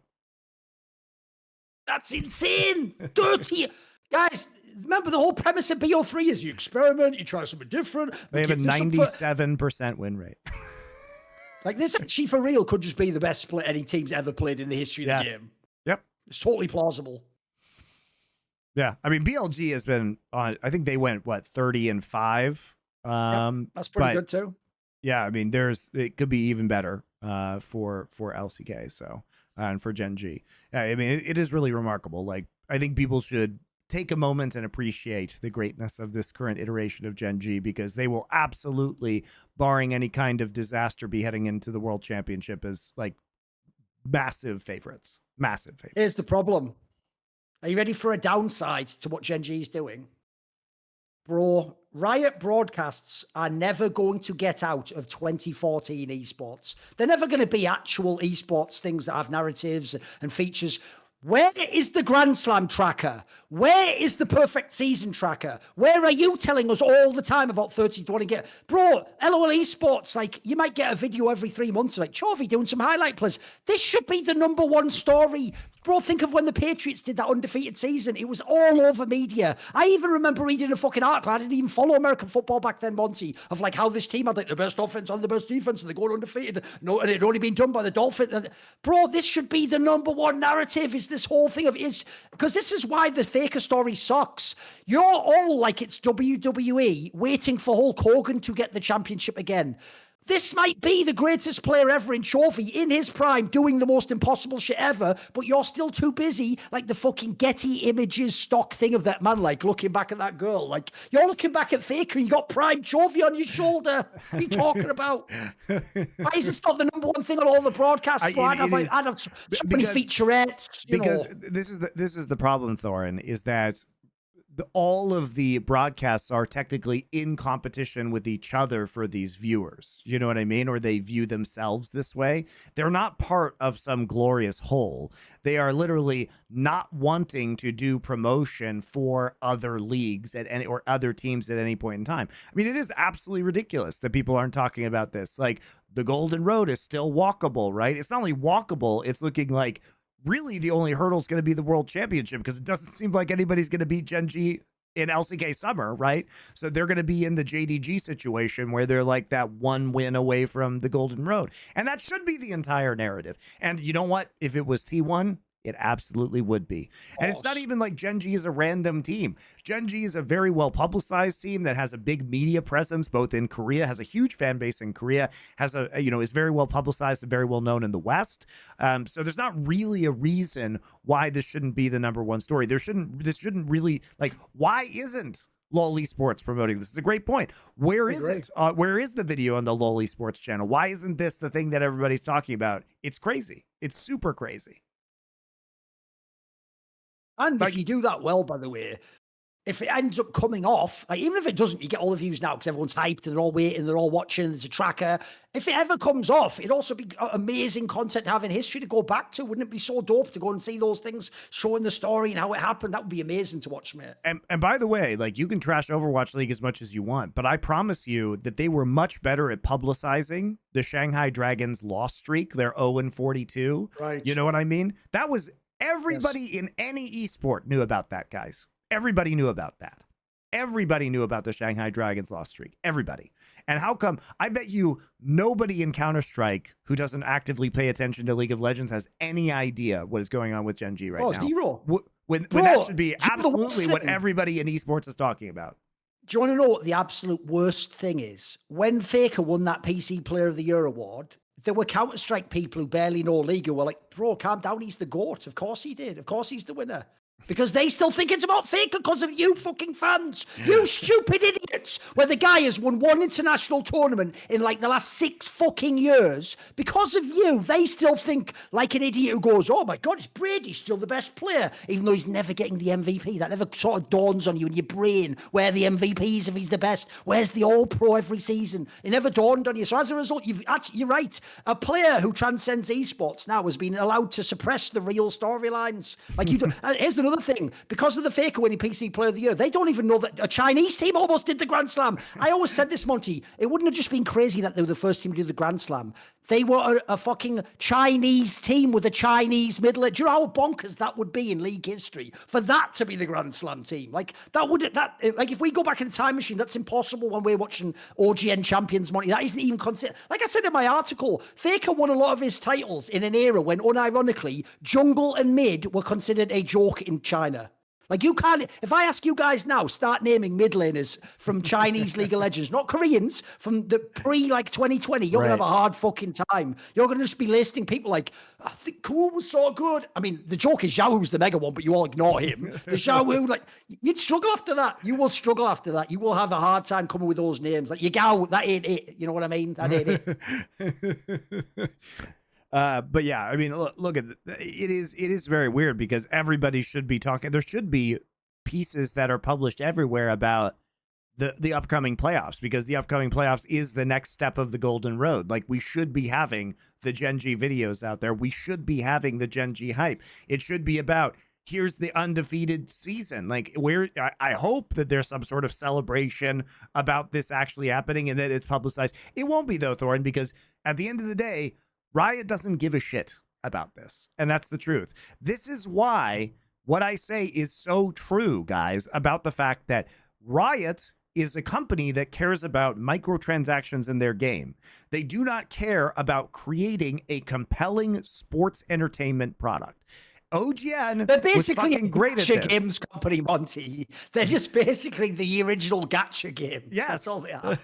Like, I was so depressed, Thorin, when I saw the announcement that the new season of Arcane was going to come out in November, because I just said to myself, well, shit, now I have to spend all Worlds watching Arcane ads instead of actually listening to the stories or history of the players and the teams. Because that's what we're going to get now. It's just going to be one giant shit-ass Arcane ad. And look, I think Arcane was good. It's not about the quality of Arcane. It's that now everything is just a vehicle for Riot's shitty intellectual property and the microtransactions that they want to push on you. And like, it's very different. And they have let the product of League of Legends esports be completely terrible as a result of this. Monty, this is how whack League of Legends, run by Riot Games, is, which I've always told you, is a kid with a Ferrari can barely beat the Ford Fiesta in a drag race on the street, right? Because you're just shit at driving. Here's the analogy. I'm going to do it as a little skit, right? If I ask fans outside of League of Legends, or even just modern day fans, like, tell me about the Rocks Tigers. By the way, probably a top 5 team to ever play League of Legends. They'd be like, I mean, did they win? What? I don't think they did. Did they even win? And I think they had an LCK. Meanwhile, if I ask them, like, what about this? Legends never die. They just go and go. And then same thing, right? If I go, do you know this JDG team with the Chinese mid laner almost won the Grand Slam? They're like, did they win Worlds? I wasn't really following. Race. Those shit music tracks are more famous than anything in the fucking game anyone ever did. And it's the biggest esport of all time. You fucking bozos. It's all right. Now we can just talk about Jinx from Arcane, right? I mean, they did just horribly abuse that MSI before Arcane came out, and they made the entire like opening ceremony to the MSI finals just be like, fucking what? Imagine Dragons and Arcane. It's terrible, man. Like, anyway, I'll never get over that piece of PR that Imagine Dragons did, which was so fucking gross. Right, I'll at least give it to the shit hobbits out of Lord of the Rings that did they actually seemed like they did play a bit of League, Monty. You know when Imagine Dragons did that thing where the interview was like the worst PR story ever? It was like, sometimes we'll be about to go on stage and I'll be like, let me just finish this last game. There's no way. There's no way that's true. If it is, by the way, you are the shittest rock stars of all time. I mean, you have to understand. They're Mormons, dude. They're not drinking before the show. When the normal rock star can't make it to the stage, that's because he's just injected black tar heroin in the vein under his dick. Yeah, but they're Mormons, so they're Mormons, so they probably are playing League. That's a lie. There's no way. There's no way. There's no way. In fact, I even saw a thing the other day, Monty, a random thing I'll just bring up now, which is an example of why I actually don't want game devs to have too much power. There was a tweet I saw, right? And you'll know the premise as soon as I explain it. The actual company who makes Uno cards had the audacity to tweet, you can't put a +2 on a +2. And obviously everyone mocked them because we don't play your rules, Uno guy. We all do that. They're the house rules. Everyone puts the whole point of Uno is to stack the +2s and wreck everyone in it. But their whole thing's like, no. Even though I made the game so you could do that, you're not allowed to. That's Riot Games. In the same way as, famously, everyone in the world plays Monopoly wrong. We all play it where you land and you go, I don't want to buy it. The way Monopoly rules say is every time you don't buy it, it becomes an auction and everyone else can buy that. Mm-hmm. You're all just going, what? That was the way Monopoly was designed from the beginning. And the point of the game, if you don't know, is it's supposed to end really fast and show you how bad Monopolies are. But we all designed rules that make the game super long and really fun, and there's a lot of chances in there. So essentially, I like games that are open and we decide what to do with it. I don't like Riot, like, I don't like you playing the game that way. Play it this way. It's like, who the fuck are you? You just made the pen. You can't tell me what to write with it. You mad cunt. What are you talking about? Because, by the way, the response, which was in the meme folder, I think I saw of you can't put the +2, was a guy just replied to the tweet and he goes, we've got the cards now. We'll take it from here. Which is actually like the best response, isn't it? That is what the response should be. How do you know what we're supposed to? But anyway, to come back to the original thing, I do think it is mad that think about this, Monty. I actually think more people will remember that augmented reality Game of Thrones dragon than will remember some of the greatest teams to ever play the game. What is this? Yeah. Well, I mean, they didn't even use any opportunities. Like, sure, it's always hard to tell who's producing the events in China because, like, I don't know if Tencent is like, or Riot China is like taking over those. But you know, and part of it was the pandemic as well. But when they had like the 10-year Worlds anniversary in China, and they did hardly anything. Like, if you just compare, guys, if you compare what Riot Korea did, which was a bunch of old OGN producers with the 10-year anniversary of LCK, bringing back all the legendary players on stage, having that super baller opening ceremony. And then what they did for the 10th anniversary of Worlds, like, it's fucking pathetic, you know, what Riot does. And they're so much more interested in having like a janky augmented reality, like K-pop star Ari shake her digital ass on screen than they are about talking about anything about their esport whatsoever. It fucking sucks. And also, you probably spend like $1 million making that, and then the next year you're like, "We're gonna have to cut back LCS." Like, oh, fucking hell! What are you doing? What are you doing? I would have given up the augmented shit. How about spend money on reality, not augmented reality? I don't seem like an essentialist to like bio reality, organic. It actually turns out that Riot, you already have all of the clips recorded of the plays being made, the trophies being raised, the interviews you've already taken that we could probably turn into very cool teasers or other pieces, but we don't get that, of course. And now it's just going to be the Arcane shit is going to be insufferable this Worlds, guys, because they've lined it up perfectly. So it's just like it ends, you know, Worlds ends the first weekend of November. Here's Arcane, so there's going to be nothing but Arcane garbage in the opening for the Worlds final. Shift. Just prepare for the Arcane shift. Right. There you go. There you go. That's it.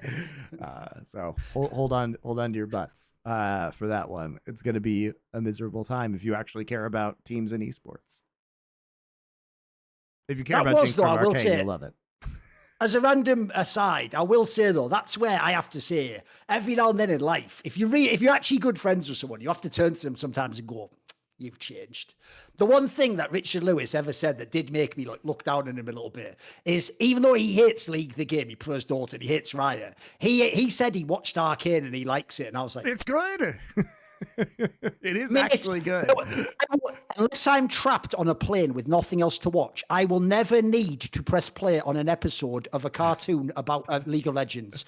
There are too many movies I haven't watched. There are too many fucking foreign languages. There are too many books I haven't read. There are too many thoughts I haven't had. I will never need to click play and go, "This is pretty good in it for me." That ain't good enough. I'm going for 10 out of 10. Yeah, you sound like me. One time Doa was trying to convince me to watch the live action Sonic movies, and I told Doa, I have too much else to do with my life, and if I happen to die, I'm not going to die with the last thing I have watched being the Sonic movie. I told him that. Like, here's the difference. If I died and I actually never got to like certain like foreign language films I haven't gone through on certain like, you know, Korean directors and stuff, I would sort of feel like, I wish I could have seen that. I'm never at the end going to go, "Son, don't be like me. Make sure you watch all of our It's never going to happen, is it? I'm not going to give a fuck at that point. Like, I know. It is true. I do think Arcane is pretty good, but I also think it's been mad overrated. It gets the anime fan treatment where it's like every anime fan's like, "You gotta watch this, it's the best shit ever." It's not. Well, I'll tell you right now, I've said it a million times. If you've watched Arcane, but you haven't watched Legend of the Galactic Heroes, shut the fuck up and don't ever talk to me. It's even anime, you cunt. Don't ever talk to me if you haven't watched it. Don't ever talk to me, because any second now, you know why the worst thing is about anime as well? Anime is actually one of the few things that for some reason they never clamp down on the copyright shit. Let's just say it's very easy to find anywhere from any PC for free. It's not even something where you have to like, you know how certain things, it's the easiest shit of all time. You can watch it right. The second this show ends, you can all watch an episode, but you won't. But then you'll turn around and have the gall to go to me. "No, Thorin, give Hunter x Hunter a try." Fuck you, bro. Fuck you. Fuck you. No, I won't give it a try. Well, guys, this seems like a good time to talk about our new sponsor, because if you're hot and bothered by Thorin's rant, a great way to cool off this summer is by wearing MeUndies. MeUndies are our new sponsor. And if you guys don't know, they are made out of micromodal, which is a natural fabric. It is incredibly soft. It is incredibly smooth. It is also, it breathes super, super well. So if you are hot and outside during the summer. It has sweat wicking. It is great stuff. I've bought MeUndies myself way before we got this sponsorship in the past. Really good for working out. Anti-odor as well. It's made, micromodal's made out of beech trees fibers, if you don't know. So it's actually more breathable than cotton is. So it's a great time to buy yourself a pair, especially if you want to support us here at Last Free Nation. They have a bunch of different cuts. So boxer briefs, the ones I tend to go for, but they have 10 different styles. They also come in 100 different colors and prints. So you can get basically any color, wacky prints if you want to. They also sell loungewear and t-shirts now. So everything very, very good. On top of that, if you're not happy with them, it's on them. So if you don't like it, you can just have it be on them. So very nice stuff if you guys want to give them a try. Summer is coming, so be prepared with MeUndies. Get 20% off your first order plus free shipping at MeUndies.com/summoning. That's MeUndies.com/summoning for 20% off plus free shipping. MeUndies, comfort from the outside in. Again, product I've used, product I've bought independently in the past, so I can definitely talk to their quality, asking many other people who have used them. If you haven't used them yet, now might be a great time to give them a try. If you haven't used micromodal, if you still like, natural fibers, but cotton gets a little damp and boggy, during the very hot summer season. So maybe try this out. It's very, very comfortable. Very comfortable. Also Very on silky brand, to the because touch. we're all about like the pirate ship, and so MeUndies even sounds like actually something we would make as our branded product, doesn't it? That's right. Very piratical. So thank you to MeUndies for sponsoring this episode of Summoning Insight. You can go get your 20% off and free shipping. So not so much action that happened this last week. Obviously, LEC is off, Thorin. LPL's in its like monkey. Well, it's starting this weekend again. Yeah, well, it was season finals. so they did do their monkey dumpster fight of who's going to be the last in the end of the playoffs. But the actual gauntlet is in fact starting this next weekend. Whereas that's when LPL kind of gets much more exciting. So that's going to be the brackets insane. Yeah. What you were saying about LCK, bro, LPL's even better. This might be the best season. If you look at the playoffs, it's going to be unbelievable. Like, it's one of the few playoffs where I might watch every round, mate. I normally look and I get cynical and go, if this team wins this match, I'll probably skip these next 2 rounds. This one, like, you have to understand, guys, in fucking round 1, Rookie is playing. In round 2, and JDG is playing. Yeah, JDG is playing in round 2. Ruler and fucking all those dope guys. Then in round 3, you have like Tarzan and Zhao Hu and Jackie Lover. And that's it. And then BLG and LNG are just waiting in the next one. This is going to be the best LPL playoffs ever, I'm telling you. Yeah, especially because even the stories in round 1. So it's like you have Rookie and then you have FPX who has Milky Way and the glow up that we saw, the amazing spring split that he had. Obviously, there were some issues with FPX from the team side and the coaching side that maybe prevented some of their greatness, one might say, but we'll see how they do. Even Thunder Talk is interesting because like UCal, like low-key has been actually a very good mid laner for the past couple of years, but nobody ever watches him play. And he kind of just, willed them into this like round of the playoffs. Meanwhile, Anyone's Legend is the next one after that in that side of the bracket. Anyone's Legend, sure, did they have the best ascend stage? No, but their placements were amazing and they certainly have been punching well above their weight. Shanks is like a legit MVP contender for this split of LPL, and he's going to be there. So that's really fun. And then you have the winner of that going against Top Esports, who made the Esports World Cup finals. Obviously, super good team. And a big smurfing since then, yeah. Yeah, like they had a tough like first week back, but they played both BLG and LNG in their first week after the Esports World Cup, and then they literally won fucking everything after that. They won everything, guys. Like, they won all the rest of their matches, and they also most of them. They didn't even lose a game. Like basically they lost to LNG and BLG in the week 1, and then they literally didn't lose a game since then. So their hot streak is absolutely crazy right now. So it's going to be really fun. It's going to be really fun to watch these LPL playoffs for sure.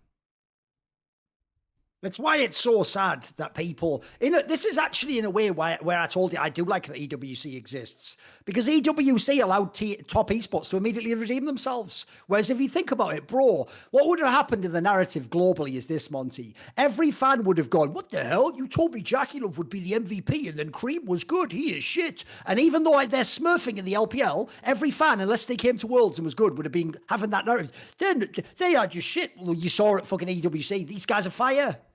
And if you give them a chat, look, we don't really have to perform on the stage at Worlds. That's a different question. But this is the thing I hate about fans, Monty. Do you know this weird thing they do? They act like I'm being the Scrimbox guy. Like I'm saying, oh no, but in scrims he carries. He carries in games that just aren't the biggest of all time. And remember, the whack thing about League of Legends is you might own some people will get a career where they only play 3 Worlds, Monty. 3 ever. So you're telling me, because they do that thing that I hate where they go, but if you were the best, you'd win when it was the biggest game. Right, first of all, Faker literally didn't do that a few times. And we're just going to ignore that. And then secondly, that's never been true for anyone. It's why I actually do think, unfortunately, I always say it, that's why the guy who ruined sports forever is Michael Jordan. Because he made it look like you do just win every time. And by the way, even he didn't, but we forgive it because it looks like he did, you know. He ruined sports for it. And Tom Brady ruined it too. Because now he made you all think it's a 1v1 sport when you have like a 50-man roster. This is why 1v1 sports are just better, Thorin, but unfortunately they don't please the plebs. Put it this way, here's the difference, Monty. I personally have Federer as my tennis goat. But if someone says to me Djokovic is, well, the difference is those trophies count in a different way because it's only him. He didn't have some dope teammate in the season to help him when he wasn't good on clay. Like, he just had to win him. That's it. Yeah, 1v1, you can at least do that. Team sports, like, it's already getting sketch in league with 5 players in different roles. Like, American football. Are you being serious? 53-player roster. I know.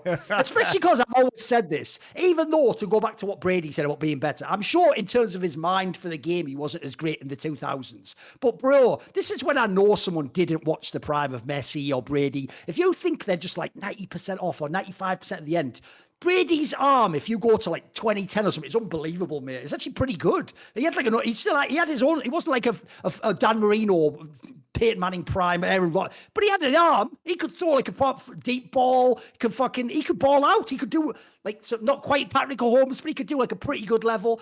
That guy wasn't even there. The last 5 years, he was literally doing 10-yard passes to like Gronkowski or something, you know, like small piece shit like that. So well, no, yeah, like, Gronkowski was like a cheat code for him too.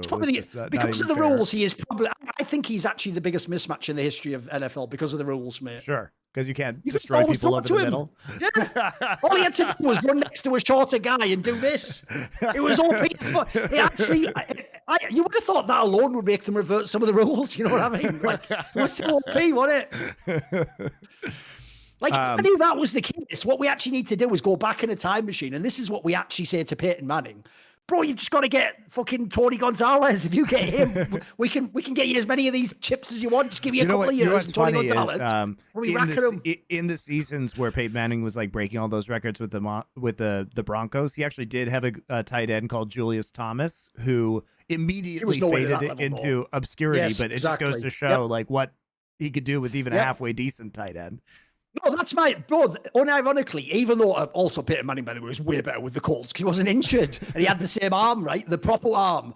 The reason the later ones were great is that was just a chess master. That was a guy who, even the one who died, wasn't actually like the best wide receiver guy. He was just a good one. He was like a promising Demarius talent. Thomas. The other one, he was just like a promising talent. Maybe could have been something, but he kind of faded. But when you would watch those games, you would just see the guy do like a boring 20-yard pass to one of them that they would be open and get a touchdown every time. And people like you say, like Julius Thomas, were getting like 3 touchdowns in a game, and you're like, what? It was this guy. By the way, they were never the best player. Never. One of the funniest moments from like that 55 touchdown season was Julius Thomas, where the mics in the end zone caught him on the broadcast, so he got a touchdown pass and he just yelled, "It's too fucking easy."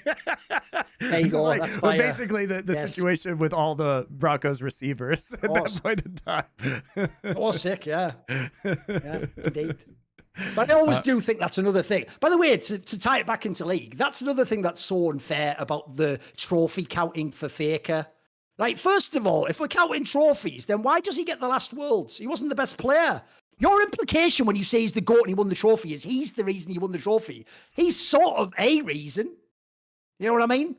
Yeah. Because the thing I don't get about it is they do imply you could put 4 people with, like, there's a famous quote about like Ronaldo or something where someone said something like, it might be Alex Ferguson. He said, like, you can get, if you give me 10 planks of wood and Ronaldo, I'll win you the Champions League, basically. They act like that's what Faker was. Like, yeah, maybe in like season 3 or something.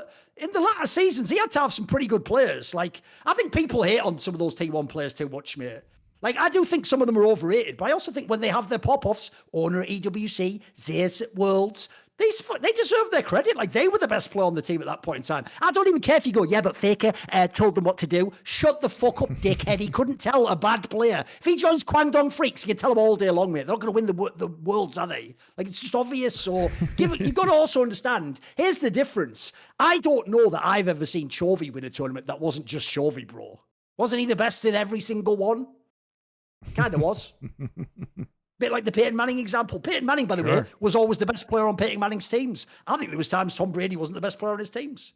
I've gone back into the NFL again. Back in the league. Back into the league. Let's talk something that Europeans will understand, which is the LEC. Because the first 2 LEC matches are also starting up this weekend, guys. And you know what that means? Fnatic versus BDS. Will it be interesting? Maybe. Will G2 versus MTK be interesting? Almost certainly not. Almost certainly not.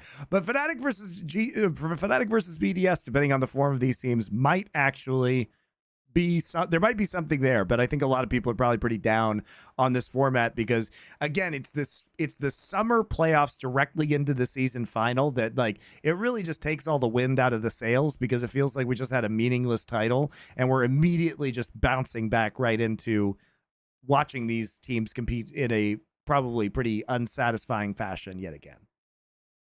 Well, 2 things. One, tomorrow you can find out what I and whoever the guest might be think about it on Best Damn League Show, who will go in depth on LEC Season Finals and the format and that. But no, the reason why these matches won't be good in terms of the Mad Lions one, there's an obvious reason.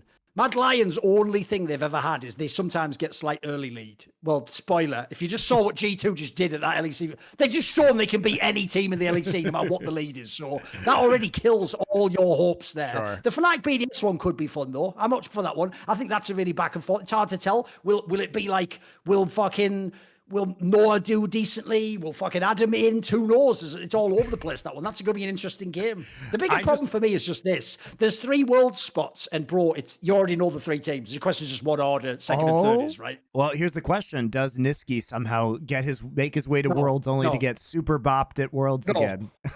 No. Bro, I said this on Best Damn League Show. I had a whole thing there. There needs to be a moratorium on Niski, bro. This guy, he was good, like, mainly a few years ago. He has, the last 2 years, he is one of the most criminal inters on almost a Hillsang level. It is crazy how much this guy chokes in playoffs and ints, bro. It's crazy. I'm just saying, he likes to get to Worlds and then int there. Could do that. Well, who's he going to take it from BDS or something, you think? Maybe. I don't know. Fnatic could have entirely mental boomed after the finals they played is something that could actually just boom your team mentally forever. That's the thing. But the problem is there's 2 reasons. One, I think with Razork, that's a cheat code to win LEC games right there, mate. No one can fuck with this guy in jungle right now. And then 2, Humanoid is so delusional and arrogant, he won't be mentally broken by that, Monty. This is just another day in the office for Humanoid. What are you talking about? He just goes, this is what Humanoid does. You know, like, if you lost a game, maybe you would open your phone and look at a picture of your sons and go, I'm doing it for them.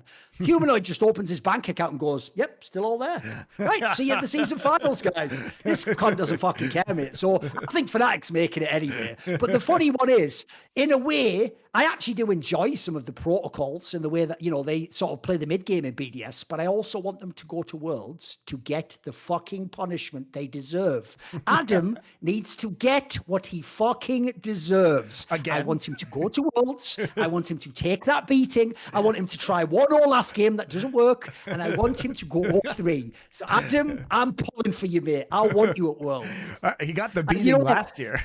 Yeah, I even hope low-key at Worlds that you actually, like, get into one of the best of 3 matches. Someone leaks the strategy and you still lose. I hope bonus joke there. I hope BDS gets the 2nd seed, right?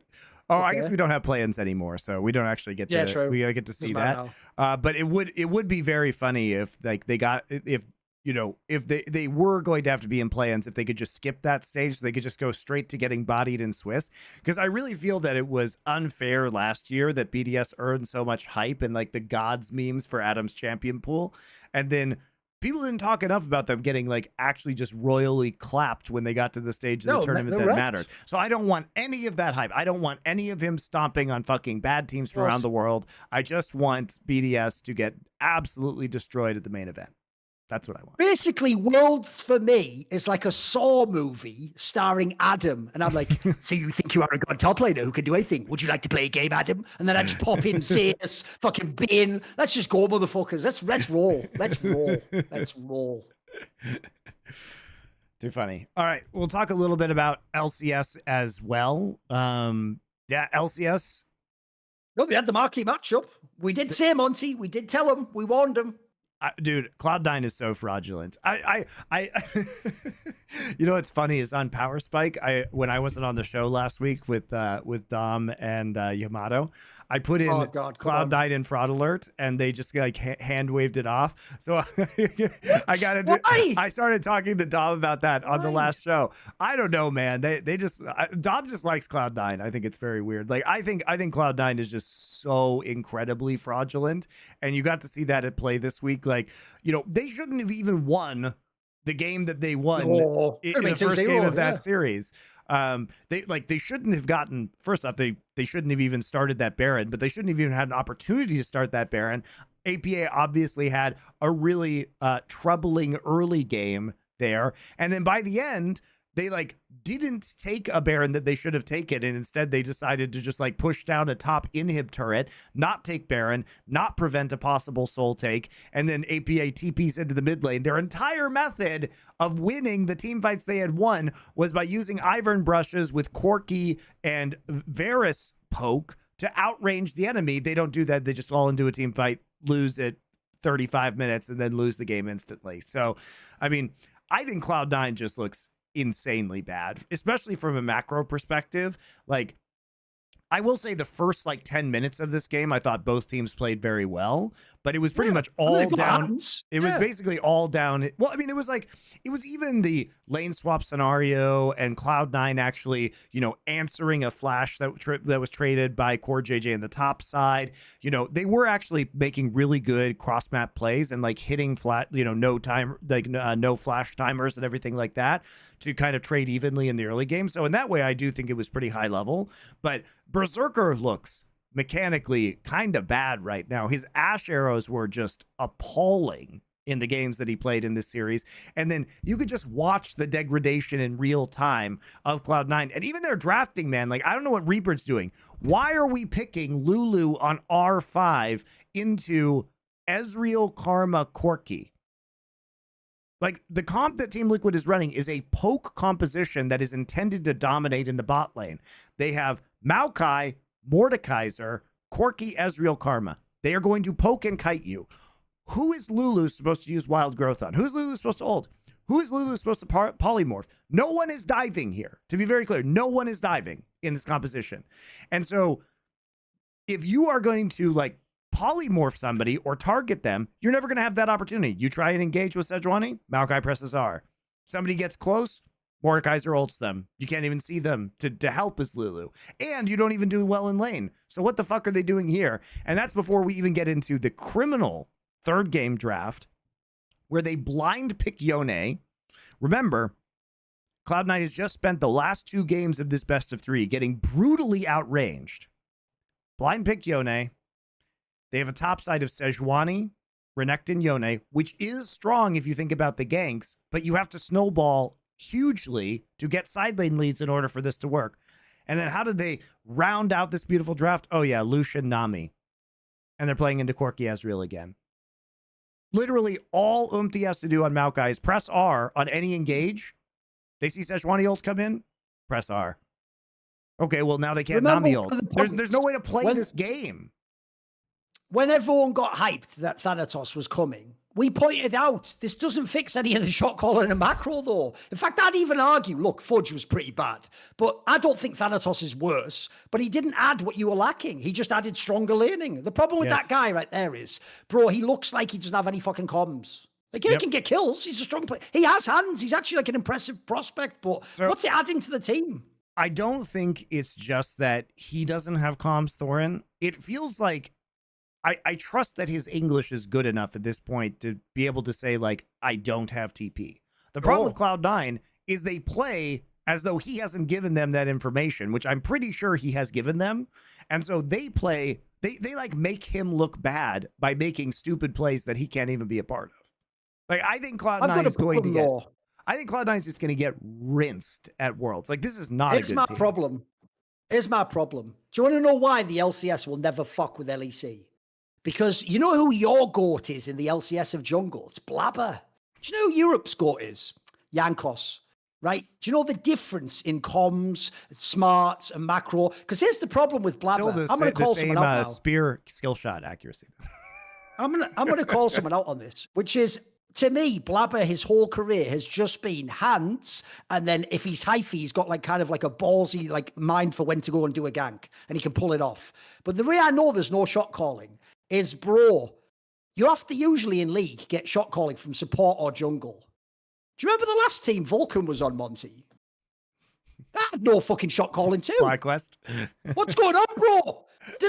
Does jungle and support? Is it no wonder J.G? This is like his playground. He's just at the fucking kids' table wrecking everyone. Like, no wonder, because he's a fucking genius who, by the way, was described by LCS players and coaches as Picasso because he was so genius what he could do. Meanwhile, Vulcan's like, want to get poutine? Like, what does he add to the game aside from hands? He's got hands. He's always had hands, but what's he adding? Bro, fucking talk. You can speak English, sort of.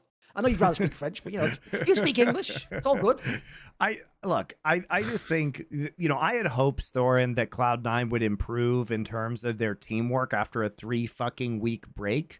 I thought, well, you know, Thanatos got dropped in. He had to get used to America, you know, maybe get used to a little bit of English, get used to the way the team worked. So I said, all right, 3-week break, maybe this team will be good now. Nope, they're not.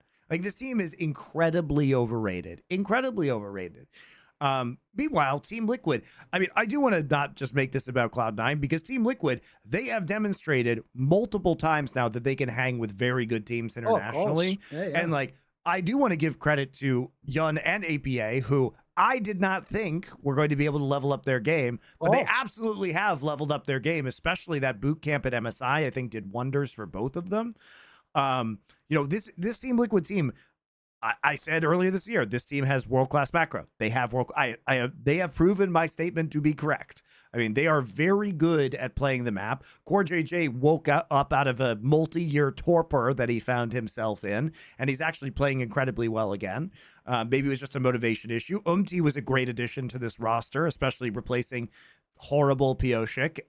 Was very underrated when it came to his abilities because he was on Breon and LCK, even though he was literally and very obviously the best part of that roster. So they really found a diamond, I think, in the rough there in plus his English was already super good. So that was a problem that they didn't really have to work on that much when he got here. He's also just kind of an outgoing guy, so that's helpful as well. And you have Impact, who is probably the MVP of LCK of LCS this split. He's been so good this entire split. So, you know, normally we only see that Impact when it comes playoff time, but it's been really, really pleasant to see Impact performing on carries, on counter picks in such a kind of he's played some strong champions, yeah. So it's not like the traditional like stereotype, yeah.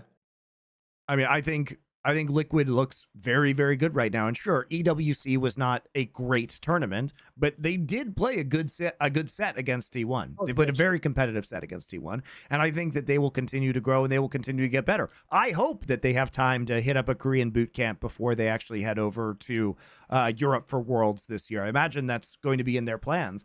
But this team is really great to watch. And actually, I mean, hilariously, this is probably NA's like best team in many years now, like actually capable of performing on a strategic level. Not to mention their coaching staff, by the way, which just continues to crush it. They play to their player strengths super well. Everybody's very well drilled in terms of the way that they want to play the macro game. Like, this team is excellently coached, excellently. No, I agree. Like basically for me, this is obviously the last team that was this good was like the Doublelift team Liquids when he was back at college. That was years ago. It was in the 2019, etc. All the Yeah. way back then. So no, this is a mega team. I also do think as well, with Europe having all these dodgy teams, like they probably are the second best Western team. In fact, obviously everyone wants to say that's something I hope we get at Worlds. Let's have G2 against TL at least in a best of 3. Yeah, it'd be Can we have nice. that match, please? Yeah, And also, I'll give Yon some credit. Here's what I'll give Yon the credit for. I also used to think they had to really cynically draft for him before. Bro, he actually plays all the meta fucking ADs now. Like, fair player. Yeah. He can actually play all the ones that a Korean player would pick. Yeah, It's not and just like Hardforce Smolder or some bullshit like that, you know? it's a big bummer that we actually didn't get like a losers bracket at Esports World Cup too, because like seeing G2 and Team Liquid now would have been really fun. Like, if they can continue, if the Team Liquid can continue their trajectory, and hopefully G2 wakes up a little bit, which could be a circumstance of, I mean, they've already qualified for Worlds at this point, so who knows how seriously they're going to take the season finals. But that means if they don't win or make the finals, they'll be the lowest seed from Europe going. So maybe that would motivate them. But it does feel like, if G2 can kind of whip themselves back into MSI shape where the meta shifts in a way where that's possible, it's going to be a really potentially very exciting match. And fortunately, we still don't have a losers bracket at Worlds, so we could miss out on that matchup once again. But it would be fun. It would be fun to see it. By the way, here's the problem. If you want to take like the T1 series from EWC for Team Liquid, yeah, that was actually very impressive display of what they were capable of. But before anyone does, because I know everyone's going to go, maybe TL is the best Western team. They're not. We've just described that their best competition is a team playing without fucking any macro or comms or fucking shot calling. Like, that's who they get to look good against when they're domestic. G2 still is playing against BDS, who has pretty good macro. They're playing Fnatic as Razork, who's a fucking demon right now. Like, they're playing some competition. They have beaten Fnatic twice now. But we'll see. Yeah, but my point, whatever. And go then, double down then. Go then, motherfucker. Say they're better. I think you just made the argument. I think right now, say TL it. is better than G2. Right now. No, because you cheated by saying right now. So when we get to Worlds and they're not, you'll go, I meant right then, Thorin. When we could never know. We'll just have to imagine. Hey, no, Thorin, just say they're going to be better. Thorin. We can check. We can check on this after playoffs are over. I'm happy to say before Worlds which team I think is better going into Worlds. That's not very hard. We can definitely do that. So I'm going to say it's this, Monty. It's that a zero Rihanna meta, baby. We're going back there. Yeah, so that makes me a little nervous. Not gonna lie. You can play it for you. You know what? I think I can take that for caps. I think we'll take that one. We take those. It's all good. We take those. So yeah. I obviously, like, I'll say which team I think is better before we get into Worlds, but I'm just saying I can't predict the future of the patches, nor the playoff performances. So I will give a hard answer on that one, though. I promise. Now you know, Monty, why there isn't yet hot take point made in League of Legends. You know what? You have to rebuild a different, sterner stuff to be on that show, my friend, Because if you don't know, by the way, you just have to tag infinite abuse if you do that show, basically. Like, I'm okay, I don't read the replies, but God bless Casada Mousnik. I can't even imagine what it must be like. That's part of the fun of the show, though. People love that shit. And by the way, I absolutely would do that if I was on that. If I was on that show for League of Legends, sure. It's fun to do those kind of predictions. And we actually do need a show like that. Maybe I will think about it if it's possible. We'll see. I think it would be a fun show for League for sure. Yeah, not this year, guys. Maybe for next year. Maybe for Worlds. We'll see. We'll see. We'll sneak a couple of those in at Worlds. But yeah, that'll be interesting. But anyway, yeah. Look, I think Cloud9 is super fraudulent. I'm not too impressed with FlyQuest right now either. They still are a little bit ropey, and then everybody else is just a bum. So, Cloud9 is fortunate that basically a good chunk of this league is just fucking terrible. Think about last week. Think about the trash we talked on Dignitas. Bro, NRG, that story died on the vine so fast, Monty. It became vinegar. It's garbage. Like the NRG ship, which was only last Worlds, guys. If you're all hyping Faker because he's world champion, that was when NRG was good. It was only at the end of last year. That team, they don't even look like the same one. Well, they look like that fucking shit Rick and Morty episode where the toxic version of them came out and was just all like, this is just the bad version of NRG. What is this? A rant I had on Power Spike was talking about how, any serious sports league, just like you brought out the fact that, why isn't Gen.G story just plastered all over League of Legends esports right now? My question was, if 100 Thieves finished second in the regular season and Quid was the MVP, why is nobody talking about the massive fall off from 100 Thieves and how completely horrible they look and what happened to this MVP? Because in any real sport, that would be a subject of conversation. Here's another one for you. Why isn't anybody being like, why is NRG dog shit? Remember, all of you NA pissants were the ones who were talking last year after they beat G2 and being like, G2 sucks, NRG's the best. They made playoffs at Worlds. They're going to be in the quarterfinals, despite that they're obviously like fucking fraudulent Swiss stage record, especially compared to teams like KT. That's why Swiss sucks, guys. That's why Swiss sucks. Where like G2 has one off day despite having a much harder schedule, in spite of actually beating one of the teams that was in the world finals. But yeah, of course, NRG is great. So why isn't everyone talking about how 4 of the members of NRG remained the same and now suddenly they're this bad? Shouldn't that be like a main focus of conversation within the league? How could that happen? Everybody was so sure they were going to be good. It's not like people like me were saying, wow, it's amazing. Contracts had literally the best day of his entire life. And like the odds of that happening again are basically 0. One of those moments where you wonder, like, am I the only one watching League? Like, wait a minute, you guys are doubling down that contracts in Dorkler, just like Western Goats. Like, the fuck? What the fuck? It's like, what? That's just such a guy. Because that's the thing I agree with, Monty. It's not even that they're just playing bad as a team. Bro, the best players are nowhere near as good. Like, where's Palafox? That guy, by the way, Worlds was having some really good games. He was having some fucking sick, like, engages. He was, like, so decisive with who to kill, who to target. He's had some fucking trash games this split. I do think it's a bad meta for him, but you know, the downfall of some of these teams, it's like it doesn't even matter because the LCS is so narrative driven just around the teams that actually have legacy or the players that have legacy, that I think a big problem with the LCS, people say, oh, well, people don't give a chance to the NA players to even compete. Well, if you believe that, then why isn't the LCS doing a fucking parade for NRG after Worlds last year? Why isn't the biggest story that the NA team to actually make it out of Swiss is dog shit this year? Where's that narrative? I mean, there's no backlash within the LCS. It doesn't even make it feel like a real sport, guys, because the MVP can be absolutely terrible compared to last split. He wasn't the MVP last split, by the way. It was inspired, but of course, you know, he randomly got it. You know what? 100 Thieves, look at all these new players. They're so good. Oh man, Sniper, what a god. 2nd place in the regular season. Meanwhile, their team is just completely awful this split. But we're not going to focus on that narrative, even though any sane traditional sport would be. You think if a New York sports team had this fall from grace, that the New York press wouldn't be all over them like flies on shit? Of course, it would be the only thing anybody would ever talk about. The only thing anybody would ever talk about. And this is completely gone from the narrative. I'll just be petty again, Monty. You know when people would do that thing to you, they did for like a solid 5 to 10 years, where they would go, Monty, it is just your bias showing. If the same play happened in LCK with the nameplates off, you would say the same plays are not happening, dumb fuck. NRG would be 10th place in the fucking LCK. Like, I'm not even joking. There are bombs like Breon could get wins off this team. What are you talking about? Like, absolutely. Yeah, super bad. I mean, 100 Thieves and NRG would absolutely be 10th place in the LCK. Not even a hot take. I think Team Liquid would actually be better than a lot of the teams in the LCK at this point in time. They definitely be a playoff team. The best team or something. Yeah, they definitely be a playoff team.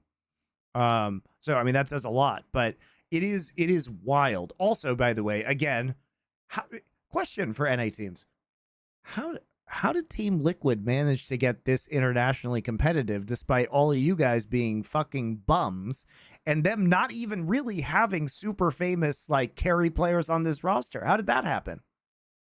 Weird, right? Weird. So it's almost as though it was always a motivation issue in NA and a teamwork issue, and not like an import issue or a native talent issue. Strange. And think about what they actually did, because as we're pointing out, Monty, this is another team where I praise the coaching staff a lot. If you don't know, guys, Spawn was the academy / challenger coach for years, like 3 years or something mental, or 2 years or something. And like he was around the whole time. He was around LCS the whole time. And then what happened is they finally promoted him now. And I'm sure he experienced all the other rosters and all that, and he knew all what was going on in the org. I'm sure he's simpatico with Dodo, the GM, etc. And this is what happens when you put the staff together. But nobody. Here's the other thing, Thorin. Nobody else wanted to hire him as head coach prior to that, apparently, or maybe he said no, I don't know.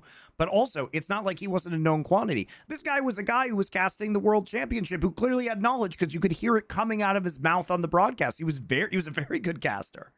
So it's not like he didn't have the information. And again, it just goes to show, how could teams spend years passing up on a guy who is like clearly the best coach in LCS right now? Clearly. Also, you know that thing at the moment the Zoomers do where they go, I'm him.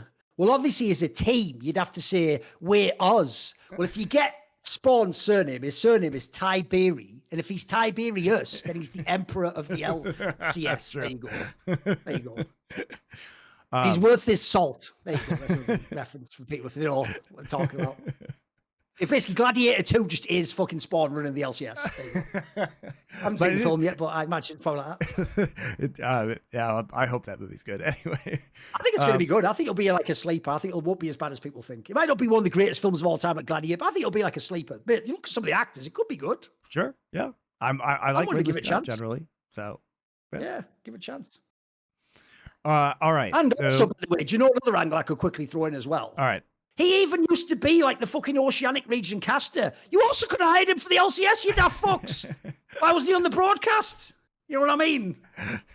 Riot are the kind of people, Monty, who would literally, you know, like that classic thing. You can't really do it with the internet now, but it used to be the thing in like the 20th century, where if you were like an expert in art or books or things like that, or comics or fucking models, what you would do, Monty, is you'd go to thrift shops and secondhand shops where the guy who owns the shop doesn't know the value of those things. And you would look, like in your favorite movie, The fucking Ninth Gate, you'd look for the secret thing where they don't know that's actually like a first edition of like comic or something. And they're selling it in a bargain bin for 25 cents, you know, and you go, I'll take this, thank you. And then you go and you sell it to like the collector for $10,000, right? Well, what's mad is Riot Games is like the guy who has no eye test. It's only once people already make it that everyone in the Riot Games circuit see really like, oh, he is good now. It's like, you could have had him the whole time. He was just sat over there. You're like, but who is he though? What has he ever done? Like they can only, by the way, what that actually shows, I've always said, is if you can only acknowledge someone's good once they've won, you don't actually know they're good. Do you understand that? You don't know they're good. You just arbitrarily go, he won, so I guess he is good. No, that's the eye test tells you if they're good. It's why, if you notice, I don't start with all accomplishments. Why I say Rookie's the best player ever, because I've seen him play, mate. I could wax lyrical for half an hour about how this guy played in the champions and the way you interact with teammates. Then we'll get to the trophies. You need a trophy. The joke is, by the way, you ready? I'll make you a prediction. If in 3 years Chovy does what I just said could happen, and he starts racking up Worlds, MSI, and more LCK, and he has these amazing splits, eventually they'll all turn, Monty, and like they do now, where the Zoomer does think like Patrick Mahomes is the best player ever, they'll start calling him the GOAT or saying he's the best ever, and they'll go, fake it. That was years ago. And the joke is, it'll never be the eye test that ever tipped them off. It was that he just essentially was like, oh, excuse me, can I just check these like 15 trophies on the plane as well? Like, that's the only reason you even know the guy's good. Like, you got to actually use your eyes, boys. Use your eyes. This is basically League of Legends circuit is eyes wide shut. I mean, in many ways it is, but enough about that. Enough about that. All right, guys. I think that'll do us. We only had a couple of leagues to talk out this week, so yeah, we'll take a quick break, guys, and we will come back with a lot of viewer questions. So we'll see you in a couple. Right, we're going to do the viewer questions segment. How do you participate, you may ask? Well, it is simple. On that Discord, Monty already told you could go to for the thing with Into the AM, the same Discord, you can subscribe to it, and then you will get access to a channel where you can submit questions both for this show and for the Four Horsemen, and maybe some other stuff as well. So if you do that, depends on the week. We play it by ear. Depends how much stuff there is. This week, there's not as much. So we're going to do as many as we can. Some weeks we do a few. But the point is, there's a grab bag in it. So get on and ask the questions. All right, we have a Kierkegaard question. I'm warning you, I haven't read a lot of Kierkegaard. Okay, this does actually go somewhere. I'm going to skip the first part of it because I don't think it's actually relevant. But but let me start. Kierkegaard saw complacent thinkers, or those who think they are absolutely correct, as utterly dangerous to society. Similarly, Nietzsche argues that when we believe we have become truly good, we become the most evil. Hence his famous quote, "When you fight monsters, you have to be careful lest you become a monster yourself." Do you guys agree with the combination of stagnation and righteousness leads to a moldy ethics which erodes one understanding of the world? So basically, my problem with that concept complacency is, breeds danger to society and an erosion of ethics. I will say, I do think it's a hallmark of like balanced intelligence that you always simultaneously, you might have like a bit of pride in knowing what you know and knowing some things, but you're always fully aware of that famous statement that like, as you build the bonfire of knowledge, the darkness of ignorance grows greater and you realize what you don't know. It's why the biggest giveaway ever, like think about my esports historian stuff where like no one can even match my level. The way I know no one knows anything is they just think they know everything because they did like 3 years in the game. It's like, bro, I've done 20 plus years and I still find things out when I'm doing research for interviews now. Like, oh, I never put that together. That guy was on this team and he did that, and oh, maybe this was seen before. So I do think there's something to that. Like essentially, I do think you always have to sort of keep the mental faculty sharpened. I definitely think there are almost no like final positions in philosophy or ethics, etc. But the one thing is, I'll just say, I do think that's been really warped in the modern day, where people think it's almost like the Christian idea of original sin. They think that like you default are racist and bigoted and a piece of shit, and you have to like learn it to get out of it. No, you sort of start in a fairly neutral position. But I would say this, a neutral person who hasn't done anything bad isn't a good person though, and isn't someone who has wisdom. I think that is a quest. Yeah, I think in the Nietzschean sense, though, that like the idea that when you become truly good, like when you become righteous, it imbues you with the potential to actually become very evil as well. Because obviously we've seen this with people who start out with ostensibly good intentions that then turn into tyrants, right? And use those intentions to suppress other people. So, I'll give you an example. I'll give you a very simple example that you'll be able to appreciate, because I think everyone who's famous in esports can appreciate this. The problem with blocking people is you start with all the super legit ones. One of the guys who tells you to kill yourself, or you take the guy who says something horrible about your family. But eventually, because you keep doing it, you're eventually just going, yeah, I'll do it. Yeah, okay, it's borderline, but fucking. And eventually it becomes too easy to press that button, doesn't it? That's true. Do you guys agree that the combination of stagnation and righteousness leads to moldy ethics? I mean, definitely, right? Because when people get lazy and righteous, that's like the most awkward ethical position to be in.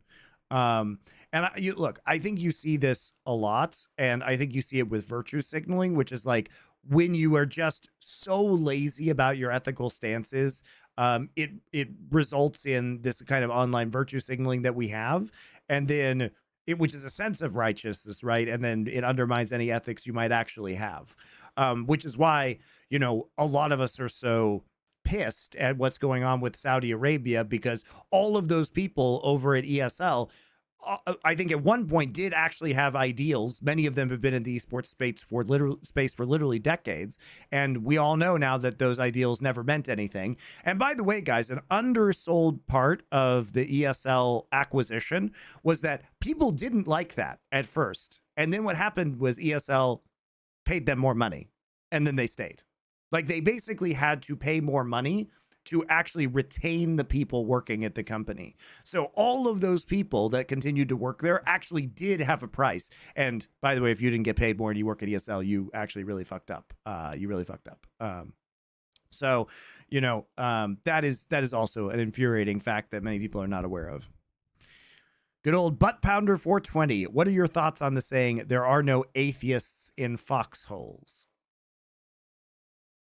I mean, I do think it's on a fundamental level true, as in essentially, like a simpler way to say it, because the problem with that is it's too extreme a scenario. Most people can't really conceive of what it would be like, because unfortunately, when that saying came out, I've no doubt it was around like World War I and World War II, and I imagine people, it was probably a really real statement to them in that moment, But what I would say is this.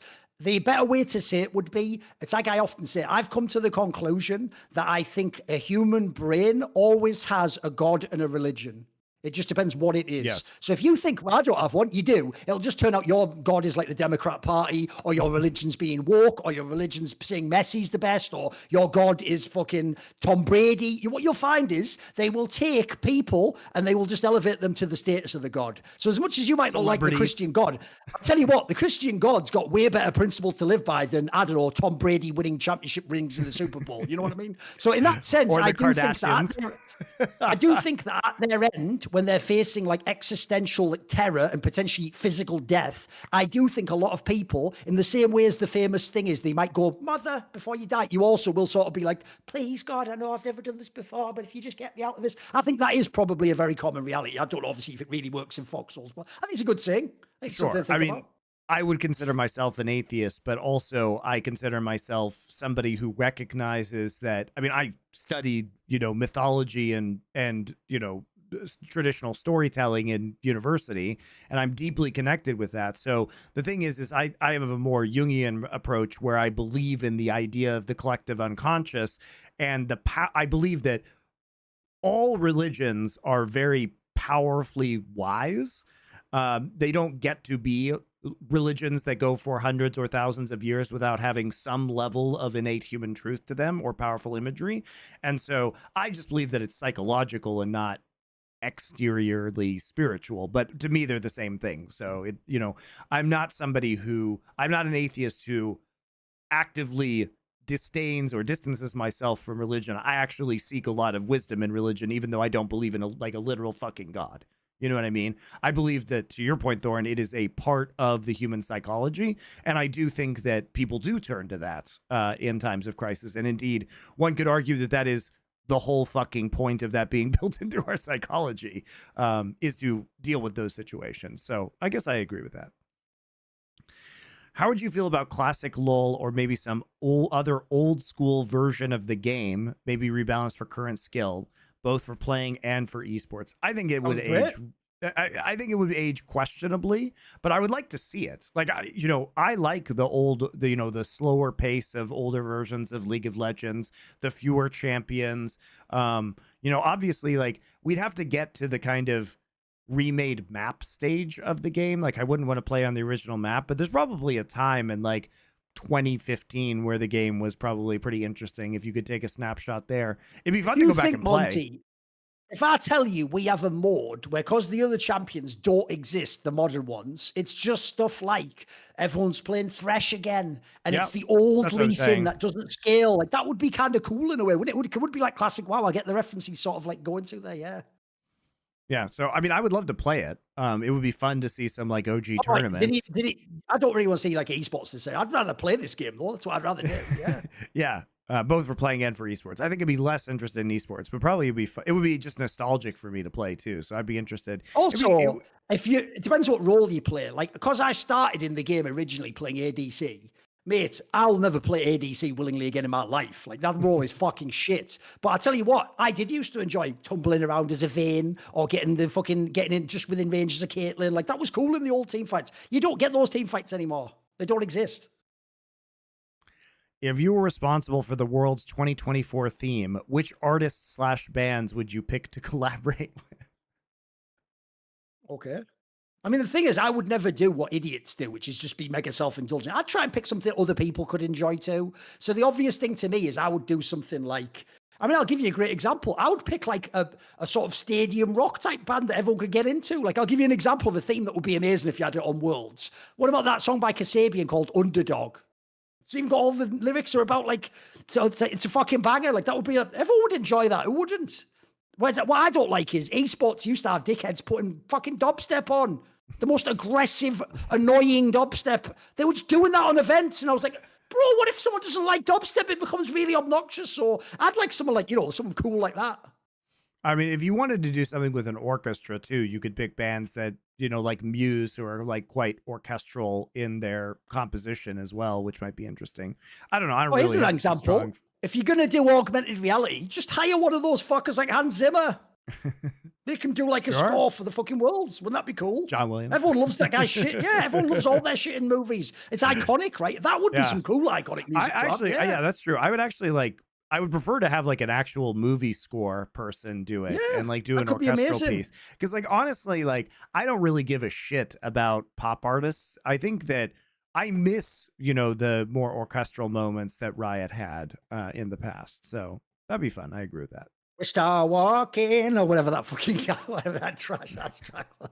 I can't handle it. Get all the Zuma music out though. Get that all out. We don't want any of that stuff. No, thank you.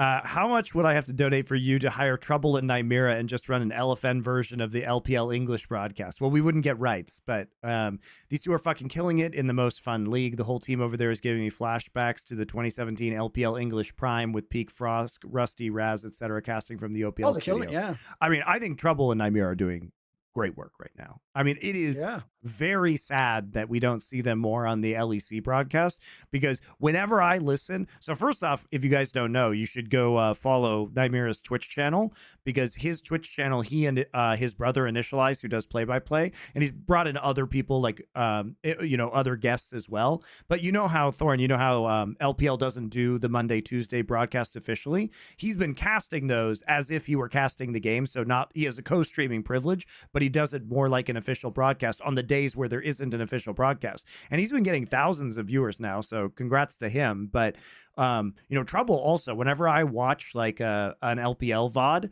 and I'm doing my VOD review, she says like tons of the same stuff that I say too, and I think she's just really on point. So both those, I think, are both of them are doing excellent work right now, in my opinion. No, I even agree. She is sort of, if you're going to go with woman for woman, she is sort of like the like descendant of Frostgoran in that sense, the next version, as it were, because she's also on point with the analysis and she'll give her own takes, etc. No, I think she's fire, mate.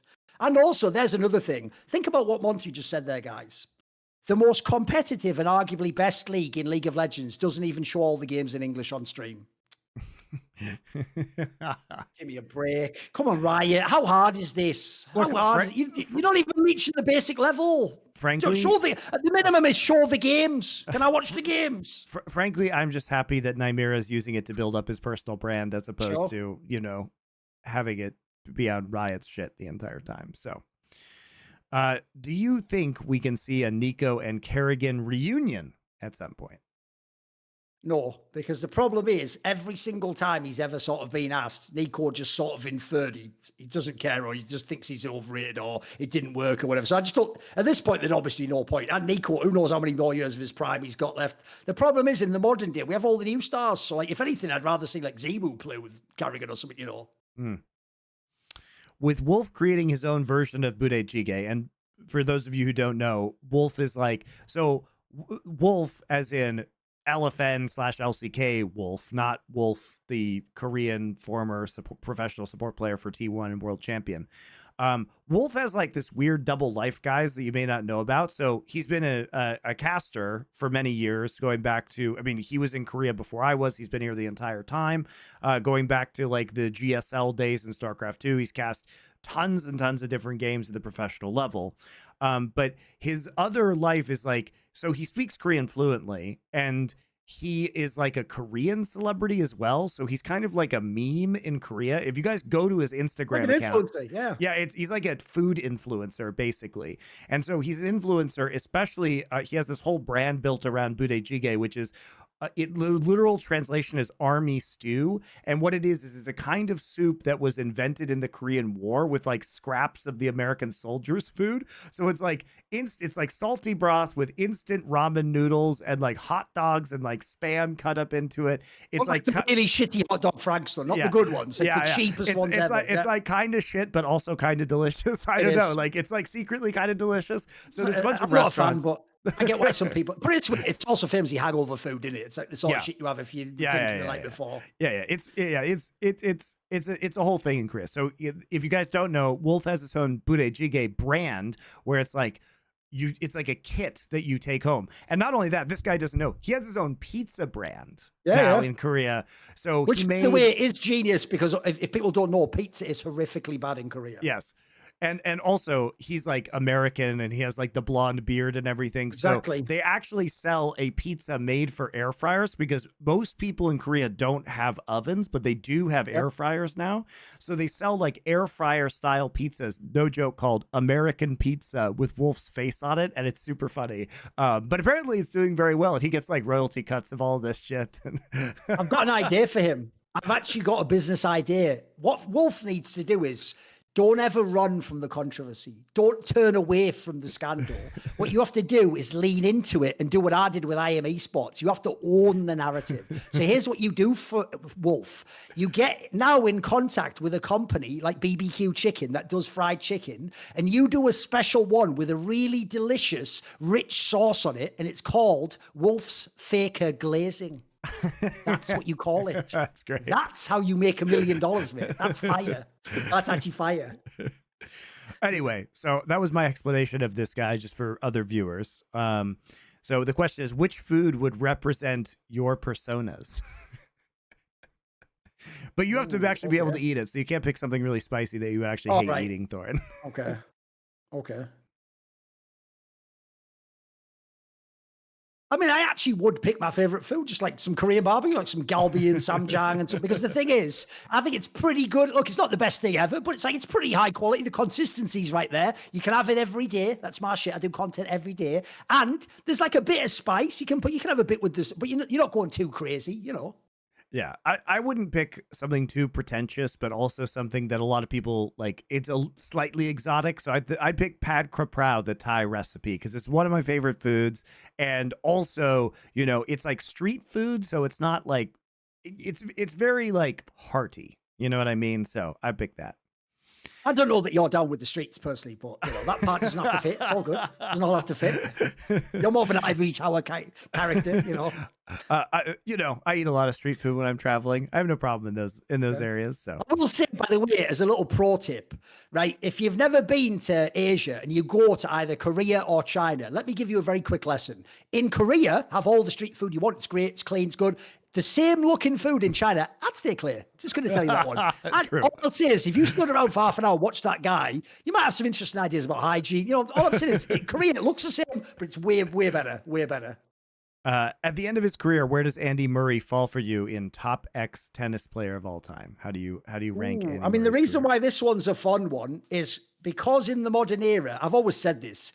It was bad enough when you had Federer, but then suddenly Nadal won everything. Because logically, how could the two best players ever coincidentally play when all the surfaces have been made more similar and slow, and everyone has the microfiber tennis racket that lets you hit from the back that you couldn't do in the old? So essentially, I think this era is overinflated for titles. So being as Murray was amazing, but you had to play in the era when his rivals had essentially the most consistency and the most OP chance to win. I actually do think he's underrated, because since he only has the 3 Grand Slams and the 2 fucking gold medals and the World Tour or whatever, I do think he gets underrated. So put it this way, I wouldn't put him like super high. I think he did have a certain chalk factor, but I would probably have him like, he might be like at the end of the top 10 or like a top 12 or something all the time. So he's right up there. He was a very good player. He was also a very consistent player himself. He was playing against some of the absolute GOATs. Worst player to ever win a World's Championship, and why is it Baolan? He's definitely up there. I mean, Gimgoon is one. Looper is one. Yeah. Looper just existed to be told by Bada what to do. I mean, there's a lot of DRX players can get on this fucking list, mate. No way. Look, I hate some of those DRX players. Like, I hate Pioshik, but is Pioshik really worse than Baolan? I don't think so. Baolan is real bad. Kingen? Kingen? I don't think Kingen's worse than Baolan. I don't think Kingen's like worse than Gimgoon either. But yeah, Baolan's a good shout. After this LEC Finals, as a Fnatic fan, I have to ask, if you were put in charge of fixing Fnatic's league team, what would you do? Can I give them more money? Because I think that's actually Fnatic's #1 problem right now, is that they just don't have enough money. It's hard, man. You get like when you GM a team, it's very difficult when the other team has caps on it who just runs your entire region, right? It's like you could give a lot of NFL GMs the opportunity to build their teams, but it's fucking hard to beat Patrick Mahomes right now. You know what I mean? So it's tough. it's really tough to be in this situation. And I don't know if Fnatic has either the money or the available, like even in an ideal sense, the players to actually take out G2 until Caps. I think I can fix it. I can fix it. And All I'll right. make it a reasonable one. Not like you're saying, imagine I just get to have all the all LA. Here's 2 players that will be available. And I think they would join if you asked them. I'm only changing 2 positions, Monty. I'm taking Oscar in and out, and I'm signing Irrelevant. His contract runs out in the offseason. I'm taking out Noah, and I'm bringing in Upset. Now we're playing weak side, AD carry. Mate, that team will be fucking good. I don't care what anyone says. Larson for Humanoid? Yeah, but he has the enormous contract. He has another year. That's why I said I made it reasonable. I didn't just change the. I could have also taken Jun out, couldn't I? Like, so I tried to make it like a plausible. These 2 players will be available. They're in worse teams. Yeah, so I think that's actually like a reasonable move you could make that could give you a chance. You both and Dom somehow undersold how bad the LEC finals were. That was almost as unwatchable as the 13th Warrior. It was more unwatchable than 13th Warrior. Come on. That doesn't work as a joke because Monty likes the 13th Warrior. You idiot, think it through. You didn't think that one through. Yeah, exactly. It's a guilty pleasure. I wouldn't say, I respect it. When is the next EG finals of the 4 Horsemen? Saying Nicole LaPointe Jameson is the Warren Buffett of esports is about as smart as huffing leaded paint. It'll come. We gotta wrap that one up sooner rather than later.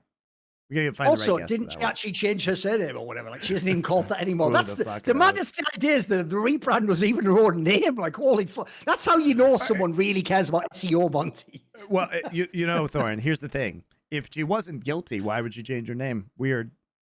That's so weird, isn't it? That's one of the weirdest things ever, Monty. I'm being serious. That's an example of the dog that didn't bark. Bro, based on the fact that she is a woman of color, the first CEO, that would have been like an incredible heartfelt vlog of these people mistreated me and what happened to... She just essentially understood, oh, well, they've caught on to my snake oil. Time to skip town and change my name. You've given it all away, love. You gave the whole game away. That is some Wild West shit. Like, of somebody coming into town and being like, oh, my cover's blown. Time to head out before they figured out what's happened to them. Then she just puts the fake bait on in the hat, you know. Yeah. Hey, I'm just an old man on the road. Can I get Chike? You know, give me a break. Pretend we live in the falling world. You are the GM of the newest LEC team, Iron Wolves. You're in on the match fixing and want to continue to do so in 2025, but you don't want it to look obvious like it was earlier this year. You are allowed to import. Yeah. Which 4 players are you picking alongside Hylissang? So we have to pick a match fixing team, but it doesn't need to look obvious. Well, I mean, if you have 4 players, you pick Hylissang, and Hylissang's current condition, he might be able to just match fix a game by himself. Niski is the other obvious one you put onto that roster. I feel like if you put 3 stable players with Niski and Hylissang, you can almost just match fix for free. Yeah, what's silly is he said that we have to like import. Bro, we got them all in the LEC, baby. I don't need to import shit. Like, you ready for my lineup? Super. I'm gonna make you a banger right here. Right, here's what I'm gonna go with. I'm gonna go with Adam, Niski, Supa. Yeah. Hylissang. Adam, Niski, Noah. Yeah, that's fair. The jungler's a bit harder. Maybe for the jungle, I'll do like, I don't know, Isma or something when he breaks down, or Shio or something. I don't know. I think that's a pretty banger lineup right there. That lineup's going to int a lot, mate. In fact, the joke is they might even accidentally win a game by all inting at the same time and inadvertently winning a team fight, if you know what I mean. Like. All right, here's the joke. Monty, I'm importing one player. That was the lineup. It's top lane Adam, mid lane Niski, ADC Noah, Hylissang support, and we're importing one player. That's it. It's the king. Pure Shik jungle. You're coming in. Oh, cinema, absolute cinema. And obviously the joke is, listen, I like him, but I have to give everyone flame. You might cannon coach.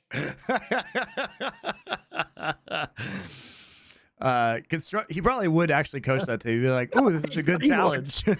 No, he would. Construct a team of players who never won a major title. All players will be in their primes. The team I would make is Flame, Tarzan, Cream, Aiming, or Tucson, who never won a major title but in their primes. That's pretty fair. Ooh, and then we can do all regions for this. Okay. Tarzan never won a major title? I guess that's true. No, he never did. Because Griffin never won, remember? Right, and LNG didn't win. By the way, the Flame Shot's a good one, obviously. Was a mega player that never won. Quite rare. For jungle, I mean, Score did win, so who are we going to pick for jungle? Yes. That's a tricky one. Tarzan, I think, is the most available Tarzan's option not a for bad sure. one. Cream, not many great mids. I mean, Coco might be an okay one for that. Cream's very good right now, though. Yeah, it's tough for mid lane because there's a lot of good mid laners, wasn't there? Who never won a major title. Like they couldn't have won either internationally or domestically. Yeah, that's really hard actually for the mid lane, isn't it? Fucking hell. Who can we even pick for that one? You know, Thorin, Because that's even almost fucking won LCK. Like everyone's won, haven't they? Well, Who am I even Coco thinking was of? actually very good for a while. Oh, he was very good in season 5. He was mega. Yeah. I'm trying to think who else we could even do for that one. Cream, I think Cream that's is a tough actually one. probably the best one. He's up there. He's up there for sure. Because you have to remember, guys, even you, Cal, won LCK. Like, it's actually really hard. The Midland, Yes. the Midland's the hardest one, I have to say. Yeah. Oh, Aiming you know what? Tucson. That's probably accurate, though. Even though this makes no sense because we're putting all Koreans in mid lane, Nuke Duck. Fuck it. Fuck it. Nuke Duck's mid lane, baby. What about Finally, bot the lane, year though? of Who we the going duck. for that one? Aiming and Tucson were the suggestions. Those are pretty good ones. Oh, Aiming's never won. I mean, he was pretty good. Tucson was also mad forgotten. He's one of the other He was very good people for a in the while. freaks everyone forgot about. He was mega, yeah. He was fire, you're right. That's actually, by the way, that's actually one of the better viewer questions we've had. It's also a very good list that they made themselves, I think. And then obviously the joke is coach MonteCristo.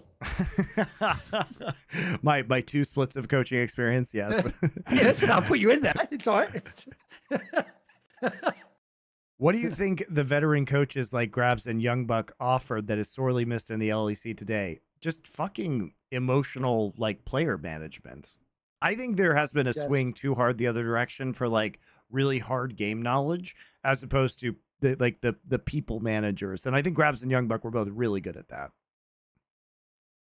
Yes. Agreed. It's not like they lacked game knowledge too, but it's like basically you have to be a basement nerd at this point to be a coach. And I would argue, like, look at Spawn. Like, it's not saying Spawn doesn't have good game knowledge, but I think probably part of it is Spawn's age and maturity and accustomed to dealing with players and like focus on the strategy side.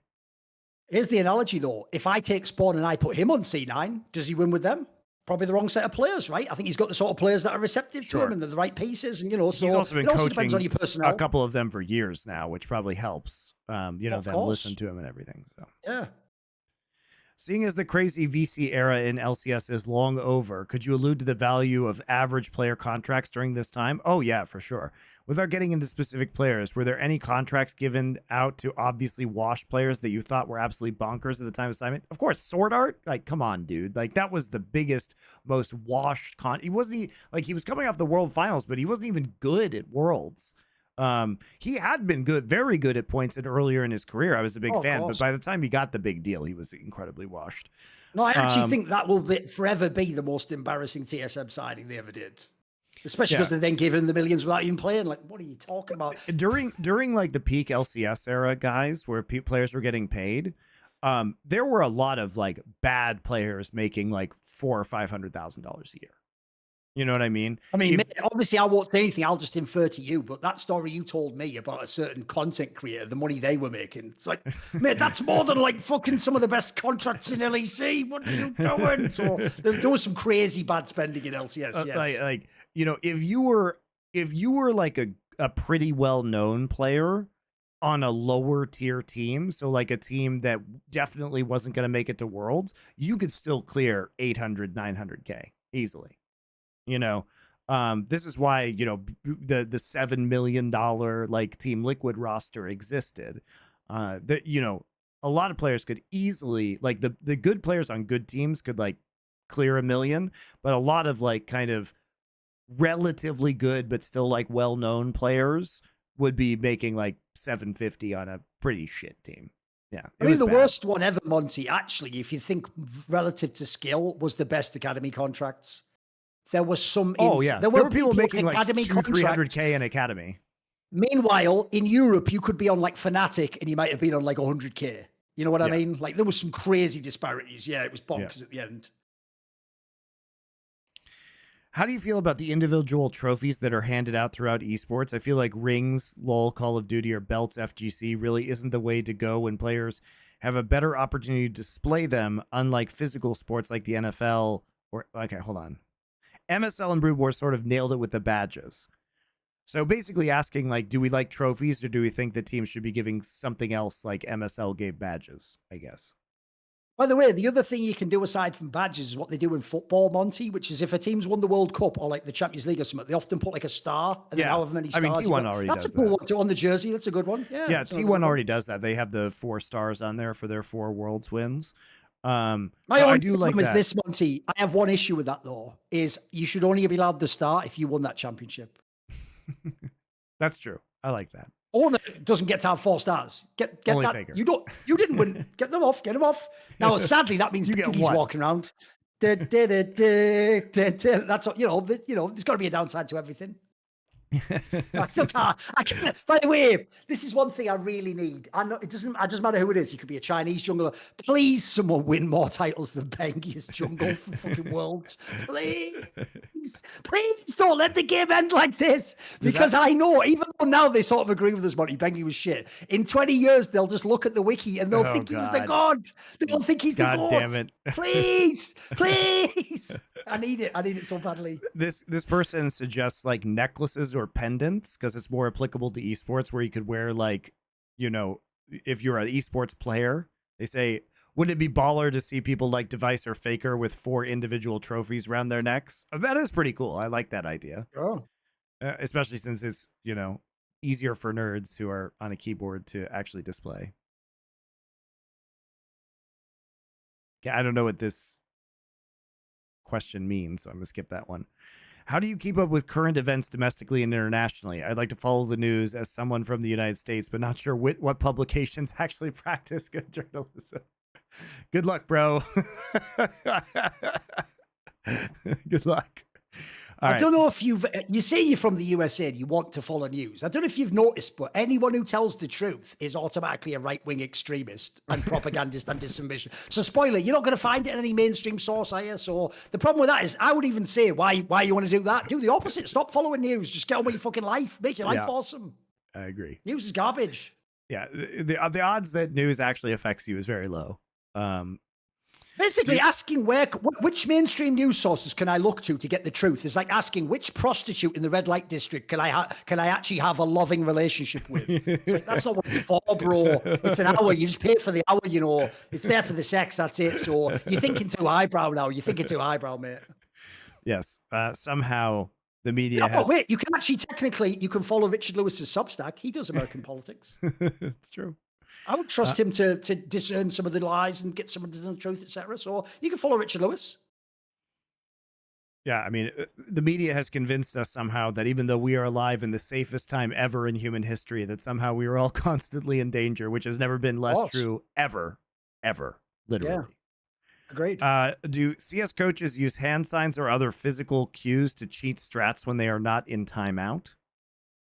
No, because that's actually in theory now even more cracked down on, because when we came back from COVID, there was that major, the PGL Stockholm one, where Valve even said you're not even allowed to make a reaction when you're a coach. Like a player, like they said you couldn't even do that because it was a code. So as far as I know, no one does do that. No one cheats in that sense. What are your thoughts on video game Donkey and his influence on the league scene? I think Donkey was responsible for getting a lot of people into league. I mean, I don't have any idea. Genuinely, I've never watched his videos, and I wish people would shut the fuck up telling me about him. It's going to be this is going to be like a worse version of Arcane. Where you got to check it out. I have a life to live, sir. I don't want to watch garbage fucking YouTube videos. But anyway, I don't. I watch my own YouTube videos. I have no idea how much of an effect he had. Like, certainly he was very popular, but I don't know how much he affected the game. The only donkey in video games I care about is in the mirror, motherfucker. Enough said. Would teenage Monty and Thorin have been friends? Probably. I think we still share a lot of the interests. We would have been friends even outside of esports. We have lots of shared interests that are not esports related. A lot of people won't know this, Monty, but in our era, every girl wasn't going, I love Star Wars, lol, I'm so random, I'm such a nerd. In our era, to be a nerd was an identity which was looked down on, but as a result, you sought out the other nerds, and people like me, Monty, if Monty was into like weird history stuff, and I was into like, I don't know, fucking Warhammer or something, Warhammer certainly would meet up in that sense, or Magic the Gathering or something. Or StarCraft. I played StarCraft, I didn't play Warhammer, I played BattleTech, which is another miniatures game. I played Magic when I was a teenager, so, I mean, I think. And we also have a bunch of other interests, like in terms of literature and philosophy that I was interested in at that time. Yeah. That have nothing to do with esports. So the only downside is it depends what year, Monty. At the end of high school or college, we could, because I am 4 years older than you. So listen, when I'm like 12, I'm not fucking hanging around with you when you're like 7 or something. Like, at that point in time, it's probably the gap's too big, isn't it? Yeah. In a magical world where we were the same age. Yeah, do you think exactly. adding a buyback, spending gold to skip the revive timer to League of Legends would make the game better? So it's the most Dota 2 famous Yes, mechanic exactly. people don't know. Yeah. I don't think so personally, because I actually like it in Dota, but it was always there as the problem. So it's kind of like ingrained in the meta. Like I actually feel like in League it would make certain champions too OP. Yeah, but at the same time, like playing against a gold lead, and then the other guy has the feds area, and you catch it once, but just buy straight back in the game and it's fighting to get. That sounds like a nightmare. You know what I mean? Yeah, but at the same time, maybe Cloud9 wouldn't have won that game last week against Team Liquid. You know what I mean? Like, I do feel like games end like really abruptly sometimes. I'd be interested to see it. I don't know how I feel about it. Our single round robin best of 3 LCS this year formats generally randomized for weekly matchups, or does the TO select who they think should play each week? They definitely like load interesting matchups into earlier or later than the season. As an example, this season of LCS, C9 played 2 of the 3 clear worst teams coming into the split, and then Dig, and then play the top 2 teams TL Fly until the last 2 matchups. I mean, you definitely have that. I mean, you can look at it in the LCK. Like the LCK does this all the time. Like they're like, oh look, it's T1 versus Gen.G week 1, right? That's not random. Like they definitely do. No, it's also classic to do like a finals rematch to start the season to get everyone hyped again, isn't it? Like LCS obviously used to love doing that back in the day. Yeah, I don't have a problem with it, by the way. I don't have an issue with that happening. I think you do want a cadence, and like having marquee matchups every week does get people to tune in. So I think you definitely do manipulate it a little bit, right? And you try and like balance out the schedule so it makes sense. I don't think it's a problem. But yeah, the TOs definitely do that. Should CS broadcasts consider showing a graphic with a team lineup in their typical CT default positions on a given map? So I guess like that's an interesting idea. That's a very good idea. I think it would. I would like that because I'm a more casual Counter-Strike viewer. Of course, one of the areas we have. That's one of the areas I think actually broadcast doesn't have enough time in CS to even get into is things like which key TT positions are important. Like normally you're doing the map veto and then the team's general form and then how they match up and then who the star is. You normally don't get a time to do things like, but actually on this map they're going to have an interesting problem at the anchor position here on the A site. Like that would actually be anything visual that helps a fan instantly understand something more complicated is good on broadcast. In my opinion. I actually forgot about this, Thorin, but there was a time on Flashpoint where I had 3D printable versions of the Counter-Strike maps made. And so one of the things that we were thinking about doing with Flashpoint was actually doing a war table with the actual map so that you could show different locations of players and strategies, which would be very similar to this, right? Because you could actually, put a top-down camera on a 3D printed map and like show the player positions and like superimpose that over the broadcast. It would be pretty cool, actually. And also, the other thing people won't realize is in a game like Counter-Strike, it's like the difference between champions and League. There are players who aren't the best player, but they're dope on one champion. If you get them on that, they're going to be amazing. So I would also be cool to show off, like, hey, in this smaller team that you might not give a fuck about, on this map, they have a chance because this guy plays like Pit on Inferno really well. So that would be kind of cool to do. It's a good idea, I think. Which League champions do you enjoy watching in competitive play? My guy, we've talked about this like a million times. I like Azir, Lee Sin, Thresh. Let's do a different version. What is like a really recent one that you actually like? What are the more recent ones that you think are good? I like watching Gwen. Hate on the more modern one. I like watching Gwen. Actually, I think she has very interesting timing windows and like all-in potential. So I think Gwen is a pretty fun one to watch. I look. Casante's fun to watch. He's bullshit, but like his skill ceiling's very high. And like watching King K play Casante is really fun. I don't want to see him every game, but I do like watching him be played professionally because I think he is very difficult.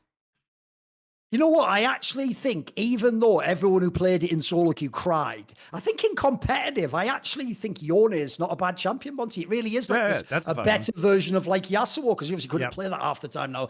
I actually think that it's quite well balanced as well. It's got an interest.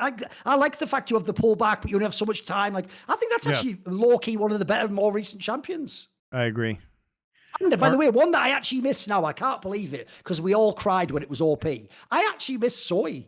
I feel like you could do a lot of cool shit on that, actually. You know what I mean? Like, it's kind of gone forever now, but like, there was times when it wasn't overtuned where that could do some pretty cool plays and fucking dodging and out and stuff. Are instant replays ruining pro lol, as Dom says? I mean, they're way overused. So the most guilty instant replay abuser is the LCK. Their observers are really good, but they literally will just like put the longest, most pointless replays in there while other more important shit is actually happening and other fights are either literally happening or setting up.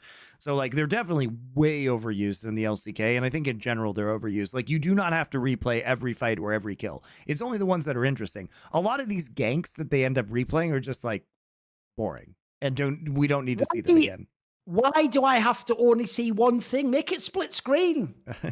They do sometimes do picture in picture, but yeah. No, but I can't handle it when you actually miss another fight that already started. Yes. And they go, oh, we're already into the fight. Like, what are you doing? Bro, I'm watching this live and I'm not even getting to see the game. What are we doing? Do you have any favorite hiking trails, mountains, or other outdoor locations? Sure, I have many. I've spent a lot of my life, because my family has owned a cabin up in Tahoe for like 3 generations now. So I spent a lot of time up in Tahoe in California, and I have my favorite places up there. Obviously, I'm from Colorado, so spent a lot of time in the mountains in Colorado. Yeah, I mean, I spent a lot of time outside when I was living in Ireland. You know, I've been in the national parks in Korea. I love Yellowstone. I mean, I love hiking and camping. I grew up in Boy Scouts, so you know, I've done a lot of that in my life. Do you have any other particular? Do you have any? I hate hiking, so no. The shortest one, the closest to me with the least elevation. Are you familiar with CoffeeZilla and his investigative journalism? A little bit. A little bit. He does some stuff on Twitter, I think. I'm not that on YouTube, so I'm not that knowledgeable though. As far as I know, it's all stuff like, is this influencer lying in these videos? Like, it's like stuff like, is Mr. Beast lying with his charities or whatever? It's really interesting, but I'm not that into it, if you know what I mean. Yeah. Is it a general positive indicator that a journalist is hated by everyone they investigate? No. I mean, the guy could just be a douche too. Or like, you know, fake drama. And what would you do if you were sued in response to your journalism? I mean, most of that stuff is very difficult to actually sue people for, because it's really hard. The statute of, like, basically what you have to overcome for liability in the States is that you have to prove that the person knew what they were saying was wrong, which is like very difficult to prove. Like, and you usually have to prove that they cost you earnings. If yes, you didn't got any money, what's the case going to be for? So, and damages are like really difficult to actually put a dollar sign by the on, way, like a dollar amount. People are going to think we're just speculating. Me and Richard Lewis have literally looked into this years ago. Once we had like a nice healthy salary, we looked into, can you sue people who just say like in a tweet, like, you are a Nazi who would kill people? I think I want to sue this guy, and sadly you can't, because that won't actually cost me any income. It's a tweet which isn't considered like journalism. You have to prove damages. You have to prove that they know that they're lying, as opposed to like, do they have like, is it an opinion, or it's a mess? So no is the answer. You don't really have we're doing esports journalism. The difference is, if you do journalism about like big pharma, yeah, they could probably set lawyers on you and just ruin your whole life and just tank all you. But luckily, I'm not in that world. I mean, the sad thing is, my joke no longer works, Monty. I used to joke that since I'm an iconoclast and like a firebrand, etc., I used to say, at least I picked esports. No one will kill you in that. And then Saudi. That might not even be true anymore, but it better be true for me. It better be true for me. I ain't going out like that thinking I didn't watch Arcane Season 2. Call back. It's all good. Dr. Monte and Thorin, you have 2 patients that need professional LOL help in KT and Cloud9. I don't want it. I want both of them to die. Can I kill them both? No, but we can fix these teams. Come on, we can fix these teams. Monty, what would you do to cure Cloud9 in their current state of the possible cause of fraudulence, whatever that means? Either a player change. Well, they need more coaches. I think. Look, I'm not gonna begrudge them this roster, because I was the one. And I felt, I think rightly, that this was a team that should be able to do damage internationally with this roster. Like, it was a very hyped up roster. Like, JoJo is a good player mechanically. Like, you don't get rid of JoJo. I mean, they're definitely like, they made the move to like demote Fudge and, you know, obviously you know, obviously like Thanatos is a good player to like take a flyer on. They need a shot caller though, which I think, I mean, Berserker has been good for a long time since he's joined NA. I do think he is not looking super good. The problem is, are the there moment. limitations? Like, are we allowed to just put anyone like Western on? Because if we, like, the Sure. problem is, it doesn't have to be reasonable. Like, for example, spoiler, if you take this Cloud9 roster and you swap out Vulcan for Core JJ and then Dylan Falco coaches it, I tell you what, I think you'll start cooking, mate. But Sure. I don't think they would join, because why would they? They're on better teams. So it depends if it has to be reasonable or not. Maybe Jankos could come in this team and revitalize his career. Oh, I've got one for you. Yeah, let's pick people who could go. So I'll give you an example. If you're Cloud9 and you give the bag to Lavrov, hey, and Striker, maybe they could come and cook. They're fucking pretty good at their jobs, in my opinion. Yeah. Thorin, same question for you, but for KT. What would you do to fix that team? I mean, KT is a train wreck. It is. The problem with KT is, like, even like one or two changes doesn't really fix it. But if I make it like at least so it's like stable, it's not just a bunch of idiots. The obvious moves are like, I'm totally fine. I can keep BDD in depth. They can stay all day long. I even think. I think when Perfect plays, he's been good usually. Perfect I don't is mind him. Quite good right now. Yeah, Perfect is very good. It's mainly the two DRX fucking war criminals, Pioshik and Beryl. Just get rid of them. And if we're going to, I'm going to try and make it reasonable again. Like, if I can take from people. Fletter's not bad. Fletter's been good. Fletter's not bad, yeah. It depends if he joined, but like obviously like Lucid from D+ looks promising. He looks like he's becoming quite an interesting player. By the way, I mean, remember he was on KT last season. I don't think Cos was bad last year, mate. He just kind of fell apart. He's a good player, yeah. So you can fix these teams sort of. It depends if they have to win or not. If you just want them to be better, I can fix it. I can do that for you. Also, I don't think I can make KT win. The most important thing about KT is getting their entire bum coaching staff out of there, because like Hirai needs to go, man. Like I think I already know what I'm doing. Are you ready? CV Max. Yeah, exactly. Like all of KT's coaches got to go. It's actually probably one of the bigger problems.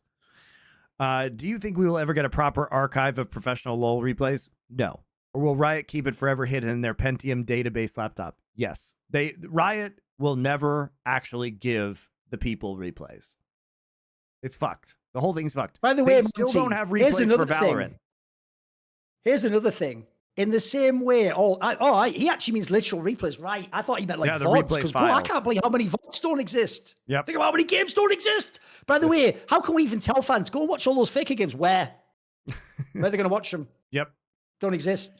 Unless you know like a Korean access to some Korean language streaming service. You might have it on there, but it doesn't exist for us.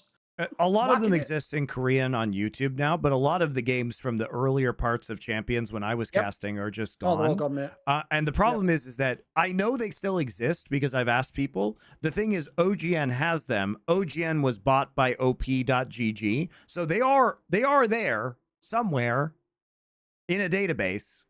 Can we get access to them? No. Will Riot ever provide that? No, because it provides no monetary value for them, so they're just gone. Here's what breaks my heart. All they need to do in League, it's so obvious, Monty, is what I actually suggested to ESL, but they didn't listen. Causing the same thing. I've even casted amazing games of Na'Vi in 1.6 that do not exist as VODs because they were hosted on owned TV. And because ESL does 1 million events a year, they're never going to upload these VODs because they just think, well, who would care? So my idea, and you would be the obvious person for League, who'd be the counterpart, is here's what you do. Okay, I get it. You're not going to upload all the VODs the whole season. So what you do is you take me and Monty and you do a thing called Thorin or Monty Presents, and then we show you a classic game. Here is this game where Faker was. We pick the 10 games that each season that you're going to watch or something. That would be a cool concept.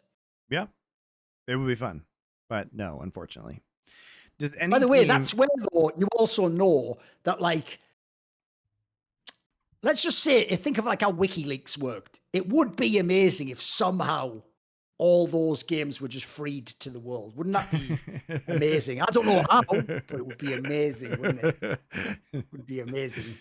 Does any team have their rival more mind-controlled into an inferiority complex than G2 does to Fnatic? How about Faker's Aura? Can we talk about the number of games that Faker's Aura has won? Like, Faker doesn't even have to do things. His Aura just fucking wins games. For years, for a decade, his Aura has been winning games. I mean, the joke is, even though Faker did do the play against Rune at Worlds, at the last Worlds against Gen.G, that play that Kanavi made, that wasn't it. Faker wasn't even doing anything. The Sand Soldier just stood there. Like, that was like he just like play, Lord, take my. He basically, here's the analogy. Kanavi was basically like all those characters that aren't the fucking top guy, Toshiro in Shogun, where every time they feel bad, they just go, please, man, commit seppuku. That's what every fucking player does to Faker at Worlds if they're Korean. They just go like, please, may I just bow and have my head chopped off, sir?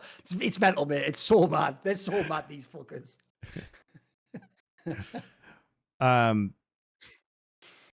Yeah. I mean, like the Rocks Tigers, though, were, you know, T1 was their daddy for years, basically. Like, this is a team that would outperform them in regular season, and then when it mattered, would just not win. I mean, they never beat them in a best of 5. Yeah, they never did it. Wild. Last question. What would you change about Shopify Rebellion? Ooh, Fake God, okay. He's a fucking bum, number one. Also, one of my favorite examples of, like, be careful what you pick your name as. That hasn't aged well, has it? Look, that name. Insanity's a really fun mid laner. I think getting Boogie back on this roster was the right choice because they've looked better. Like, when they've reverted to Insanity being weird and Boogie on this roster, they've been doing better. B-Boy was actually like very good for a lot of last split. So I think the biggest problems are top and probably support. But I mean, I don't think this team is like as inherently bad as some of the other teams. Like, I mean, they're much more enjoyable to watch than most of the other bad teams in LCS.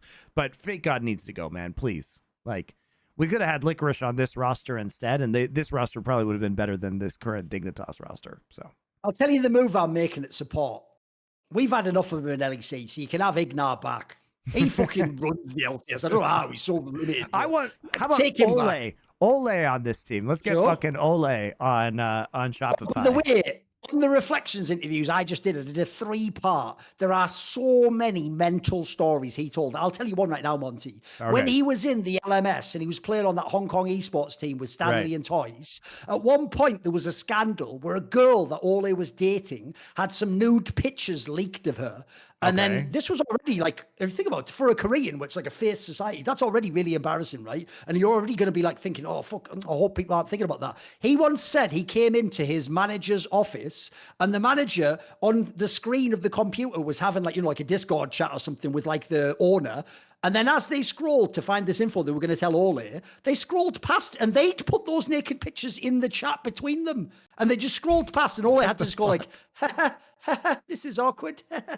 Like, mate. What the fuck, man? It's mental. It's actually mental. And then lastly, there's one other detail I'll tell you. I'm not burning all the stories. There's loads, by the way. The other story that really made me laugh, because obviously you were involved. You know where you recommended Ole to Nora Winston in Immortals? Yes. Yeah, but the story of why he joined is mental. He didn't want to join because of this scandal and all this like abuse he'd had in LMS. He actually wanted to stay in the LMS and play another year and redeem himself, because that's like a very Korean idea. You know, you don't want to leave on a bad note and have everyone hate on you in Mandarin. So what he did is, when Noah Winston said, I want you to join the Immortals, he was like, no, thank you, Noah. And then Noah Winston goes, what about if I sweeten the deal a little bit? And he goes, no, thank you, Noah. And basically, Noah Winston thought it was like, well, when Arabs do trading, he just thought he's playing hard to get and just kept upping the price until eventually, even though he didn't want to go to LCS, eventually Ole was just like, well, shit, I mean, I have to join now. And if you don't know, that's just Noah Winston in the LCS, isn't it? That's just him, mate. Like, incredible. I love it. I love how mental that story is. It's so stupid. I haven't seen this yet, but Ole is so fucking funny, man. I'm gonna have to go watch that. One of those ones, Monty, where there's times I'm just sat there for 20 minutes while he tells all these stories. Like, I'm just like, well, free content, man. Just keep going. Like, and he's just telling massive stories. Yeah, it's mad. Awesome. All right, that'll do it for us for this week. We're back. Lots of league action as LPL and kicks off playoffs. LEC kicks off season finals. So tons of stuff happening at this coming weekend, guys. So we will see you in 1 week's time. Till then.